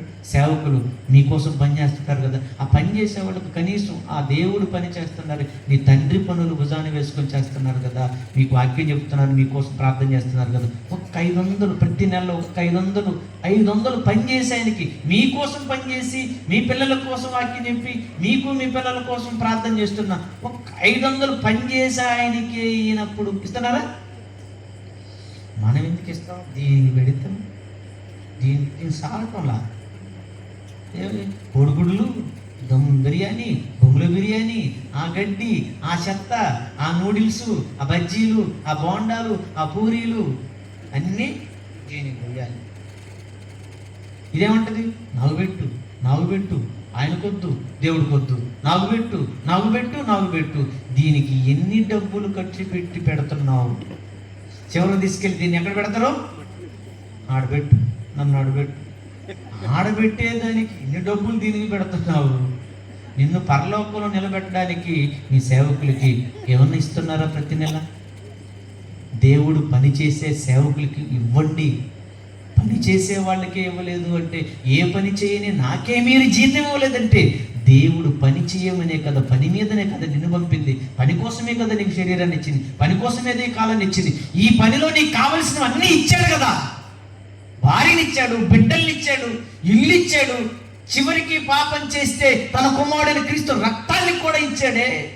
ఇన్ని ఇస్తే పని చేయమంటే, ఏ పని చేయకుండా పనికి మాలిన పనులన్నీ చేసుకొని, నీ పనులన్నీ చేసుకొని నువ్వు కన్ను మూస్తే పరలోకాన్ని నీకు జీతంగా ఎలా ఇస్తాడో నువ్వే ఒక న్యాయమూర్తిగా, జడ్జిగా చెప్పు. మీరు జడ్జీలు అనుకో, చెప్పండి న్యాయం. పని చేయని వాడికి జీతం ఎలా ఇస్తామని మీరే అంటారే. నేను ఏ పని చేయను, నాకు 5,000 ఇవ్వమంటేనే ఇదిగో మీరు కోపంతో చూసారే, ఎట్లా ఇస్తావయ్యా పని చేయని వాడికి జీతం అన్నావే. దేవుడు పని చేయను నీకు పరలోకం అనే జీతాన్ని రేపు నీకు ఎలా ఇవ్వాలి? పరలోకం రాకపోతే పోయింది, మరలా మనం అప్పన పాలన కొద్దాం అనుకున్నావా? అప్పన పాలన ఖాళీ చేసావంటే పరలోకం వెళ్ళాలి, అప్పన పాలన ఖాళీ చేసావంటే పరలోకం వెళ్ళాలి. పరలోకం ఆయన ఇవ్వకపోతే ఇంకా పరిగెత్తాల్సింది ఎక్కడికో తెలుసా? పరిగెత్తాలి నిత్యాగ్ని గుండానికి. నువ్వు అలా తాబేలాగా నిలబడ్డా దేవదూతలు వచ్చి ఈడ్చుకొని వెళ్ళి పడేస్తారు అగ్నిగుండంలో. శిక్ష, పని చేయనందుకు దేవుడు విధించే శిక్ష. ఆ శిక్ష అయినటువంటి ఆ ప్రమాదము నుండి తప్పించబడాలనే దేవుడి మాటలు మీకు వినిపిస్తున్నాడు. సేవకుల్ని ఇచ్చాడు, మంచి దైవజనులు అండి వేదిక మీద ఉన్నవాళ్ళు. మా సేవకులు, నా తమ్ముళ్ళైన సేవకులు అండి, నమ్మకమైన సేవకులు. వాళ్ళు కాళ్ళు కడిగి నీళ్ళు ఎత్తిన పోసుకొని సేవలో వారికి కూడా సాకాలుగా నిలబడండి. సేవ చేసే వాళ్ళకి ఇవ్వండి కష్టాన్ని. మట్టులు పెట్టి పూజ చేసే దీనికి ఎందుకండి? ఇది ఒక పూట పెట్టండి, ఒక పూట ఫస్ట్ పెట్టండి, ఆరోగ్యం ఉంటుంది. 3 పూటలు తినాలని రూల్ ఏం లేదు దీనికి ఏం బాకీ కాదు. మనం ఉంగరాలు పెట్టడం దీనికి ఏ వేలుకేం బాకీ కాదు, మెడలో చేయడానికి మెడకేం బాకీ కాదు, చెవులకి బొట్టకమ్మలు పెట్టడానికి చెవులకి ఏం బాకీ ఏమి లేదమ్మా. బాకీ దేవునికి. బాకీ నీకు వాక్యం చెప్పి నిన్ను దేవుళ్ళు నడిపిస్తూ దేవుడు పనుల్లో ఉంచుతున్నారే సేవకులకు రుణస్థులు. ఆలోచించండి. తరిగిపోతున్న కాలం, పొంచి ఉన్న ప్రమాదం, ఆ ప్రమాదం నుండి తప్పించుకుందాం. పనిలో ఉన్నాడు చాలు. నువ్వు ఏ పని చేయగలవో ఆ పని సేవకులను అడిగి చేయండి చాలు. పని చేస్తే తప్పించుకుంటావు, పని చేస్తే పరలోక జీతాన్ని దేవుడు నీకు ఇస్తాడు. మంచి నిర్ణయం తీసుకొని ఆలస్యానికి దయతో మన్నించండి. మాదే ఆలస్యం ఏమా అయినా పర్లేదుగా. యెహోవా మందిరంలో ఒక దినం గడుపుట 1000 దినాల కంటే, ఒక దినం అంటే 24 గంటలు. 24 గంటలు గడపడం శ్రేష్టం అంట. ఎన్ని గంటలైంది ఇక్కడికి వచ్చి మీరు? 3 గంటలే కదండి. మూలుగుతున్నారు 3 గంటలకి. ఒక దినం గడపమన్నాడు, 3 గంటలే కదా అమ్మా. మీరు పెందలకాడ వచ్చారు, మేమే పెందలకాడ రాలేదు. మా సేవకులే పెందలకాడిని అయ్యగారు నడిపించమంటే ఇంకొక అయ్యగారు రావాలన్నాడు. మాదే ఆలస్యం, మన్నించండి. పెందలకాడ రండి, రేపు పెందలకాడ ముగించుకుందాం. మంచి సందేశం. ఓకే, ప్రార్థన చేసుకుందాం, కళ్ళు మూసుకుందాం. ప్రేమగల తండ్రి, 2వ రోజు మంచి వాతావరణాన్ని ఇచ్చారు, మంచి మాటలు ప్రేమించి పాతాళపు నరక శిక్ష ప్రమాదం నుండి తప్పింపబడాలి అని మీ మాటలను మాకు అందించారు. ఎత్తబడిన వాక్యం దుష్టుడు ఎత్తుకుని పోకుండా, మరిచిపోకుండా వాక్యమునికి విధేయులై, కాలం ఎంత విలువైనదో, తరిగిపోతుంది కాలం. మీ పనులేమో నిలిచిపోయాయి తండ్రి. పని చేయని వాడికి పరలోకం రాదు అని సెలవించారు. పని చేయని వాడు పనికి మాలిన వాడైతే, పనికి మాలిన వాడికి పొంచి ఉన్న ప్రమాదమే పాతాళ గుండములోని నరక శిక్ష. ఆ శిక్షలోనికి మీ పిల్లలు ఏ ఒక్కరు జారిపోకుండా ఉండాలని ప్రేమించి మీ పనిని భుజాన వేసుకొని 3 రోజులు మీ పనిని జరిపిస్తూ ఉన్న తమ్ముళ్ళందరినీ, కన్వీనర్స్గా ఉన్న వారిని, వారి కుటుంబాలను, వారికి నాయకుడుగా సేవకుడుగా ఉన్న మీ సేవకుడు ప్రియమైన తమ్ముడు ఆనందని, అలాగే తండ్రి మీ సేవకుడు జాకబ్ గారు మొదటి సందేశంలో మంచి సందేశాన్ని, మొదటి వర్తమానంలో అందించిన మీ దాసుడు జాన్ గారిని, మిగిలిన దైవ సేవకులందరినీ దీవించండి తండ్రి. రేపటి చివరి రాత్రి కూడా తోడుగా ఉండండి. కష్టపడిన ప్రతి బిడ్డను వారి కుటుంబాలను దీవించండి. మీ పని చేసే మహద్భాగ్యాన్ని మాకు ఇచ్చారు. ఈ కాలం విలువైనది. మీ పని చేసేది, పరలోకాన్ని దక్కించుకునేది, పాతాళమును తప్పించుకునే కాలం ఇది. మీ దృష్టిలో పెట్టుకొని ప్రతి సమయాన్ని మీ పనుల కొరకు, మీ కార్యముల కొరకు బైబిల్ చదువుతూ, వాక్యాన్ని వింటూ, వాక్యాన్ని రాసుకుంటూ, మీ మాటలను ఆలోచిస్తూ, మీ పాటలు పాడుకుంటూ, మీ పాటలు పాడుతూ, మీ మాటలు నోరు తెరిచి ప్రకటిస్తూ, తండ్రి మీరున్న మహాలోకానికి మీ పిల్లలైన మేమందరం చేరుకున్నంతవరకు కృప చూపించండి. మరొక్కసారి వేదికలు అలంకరించిన సేవకులందరినీ దీవించండి. వారి ప్రయాసన పరిచర్యను దీవించండి తండ్రి. ఆయన ఆరోగ్యం తెలియపండి. ఓపికగా కూర్చున్న మీ పిల్లలందరినీ వారి కుటుంబాలను దీవించండి. మీ సన్నిధిలో కాస్త సమయం ఎక్కువైనప్పటికీ కూడా మాకు ఆశీర్వాదమే తండ్రి. మేమున్నది మీ పాదాల చెంత, మా తండ్రిగా మీ చెంత. మీ మాటలు వింటున్నాం,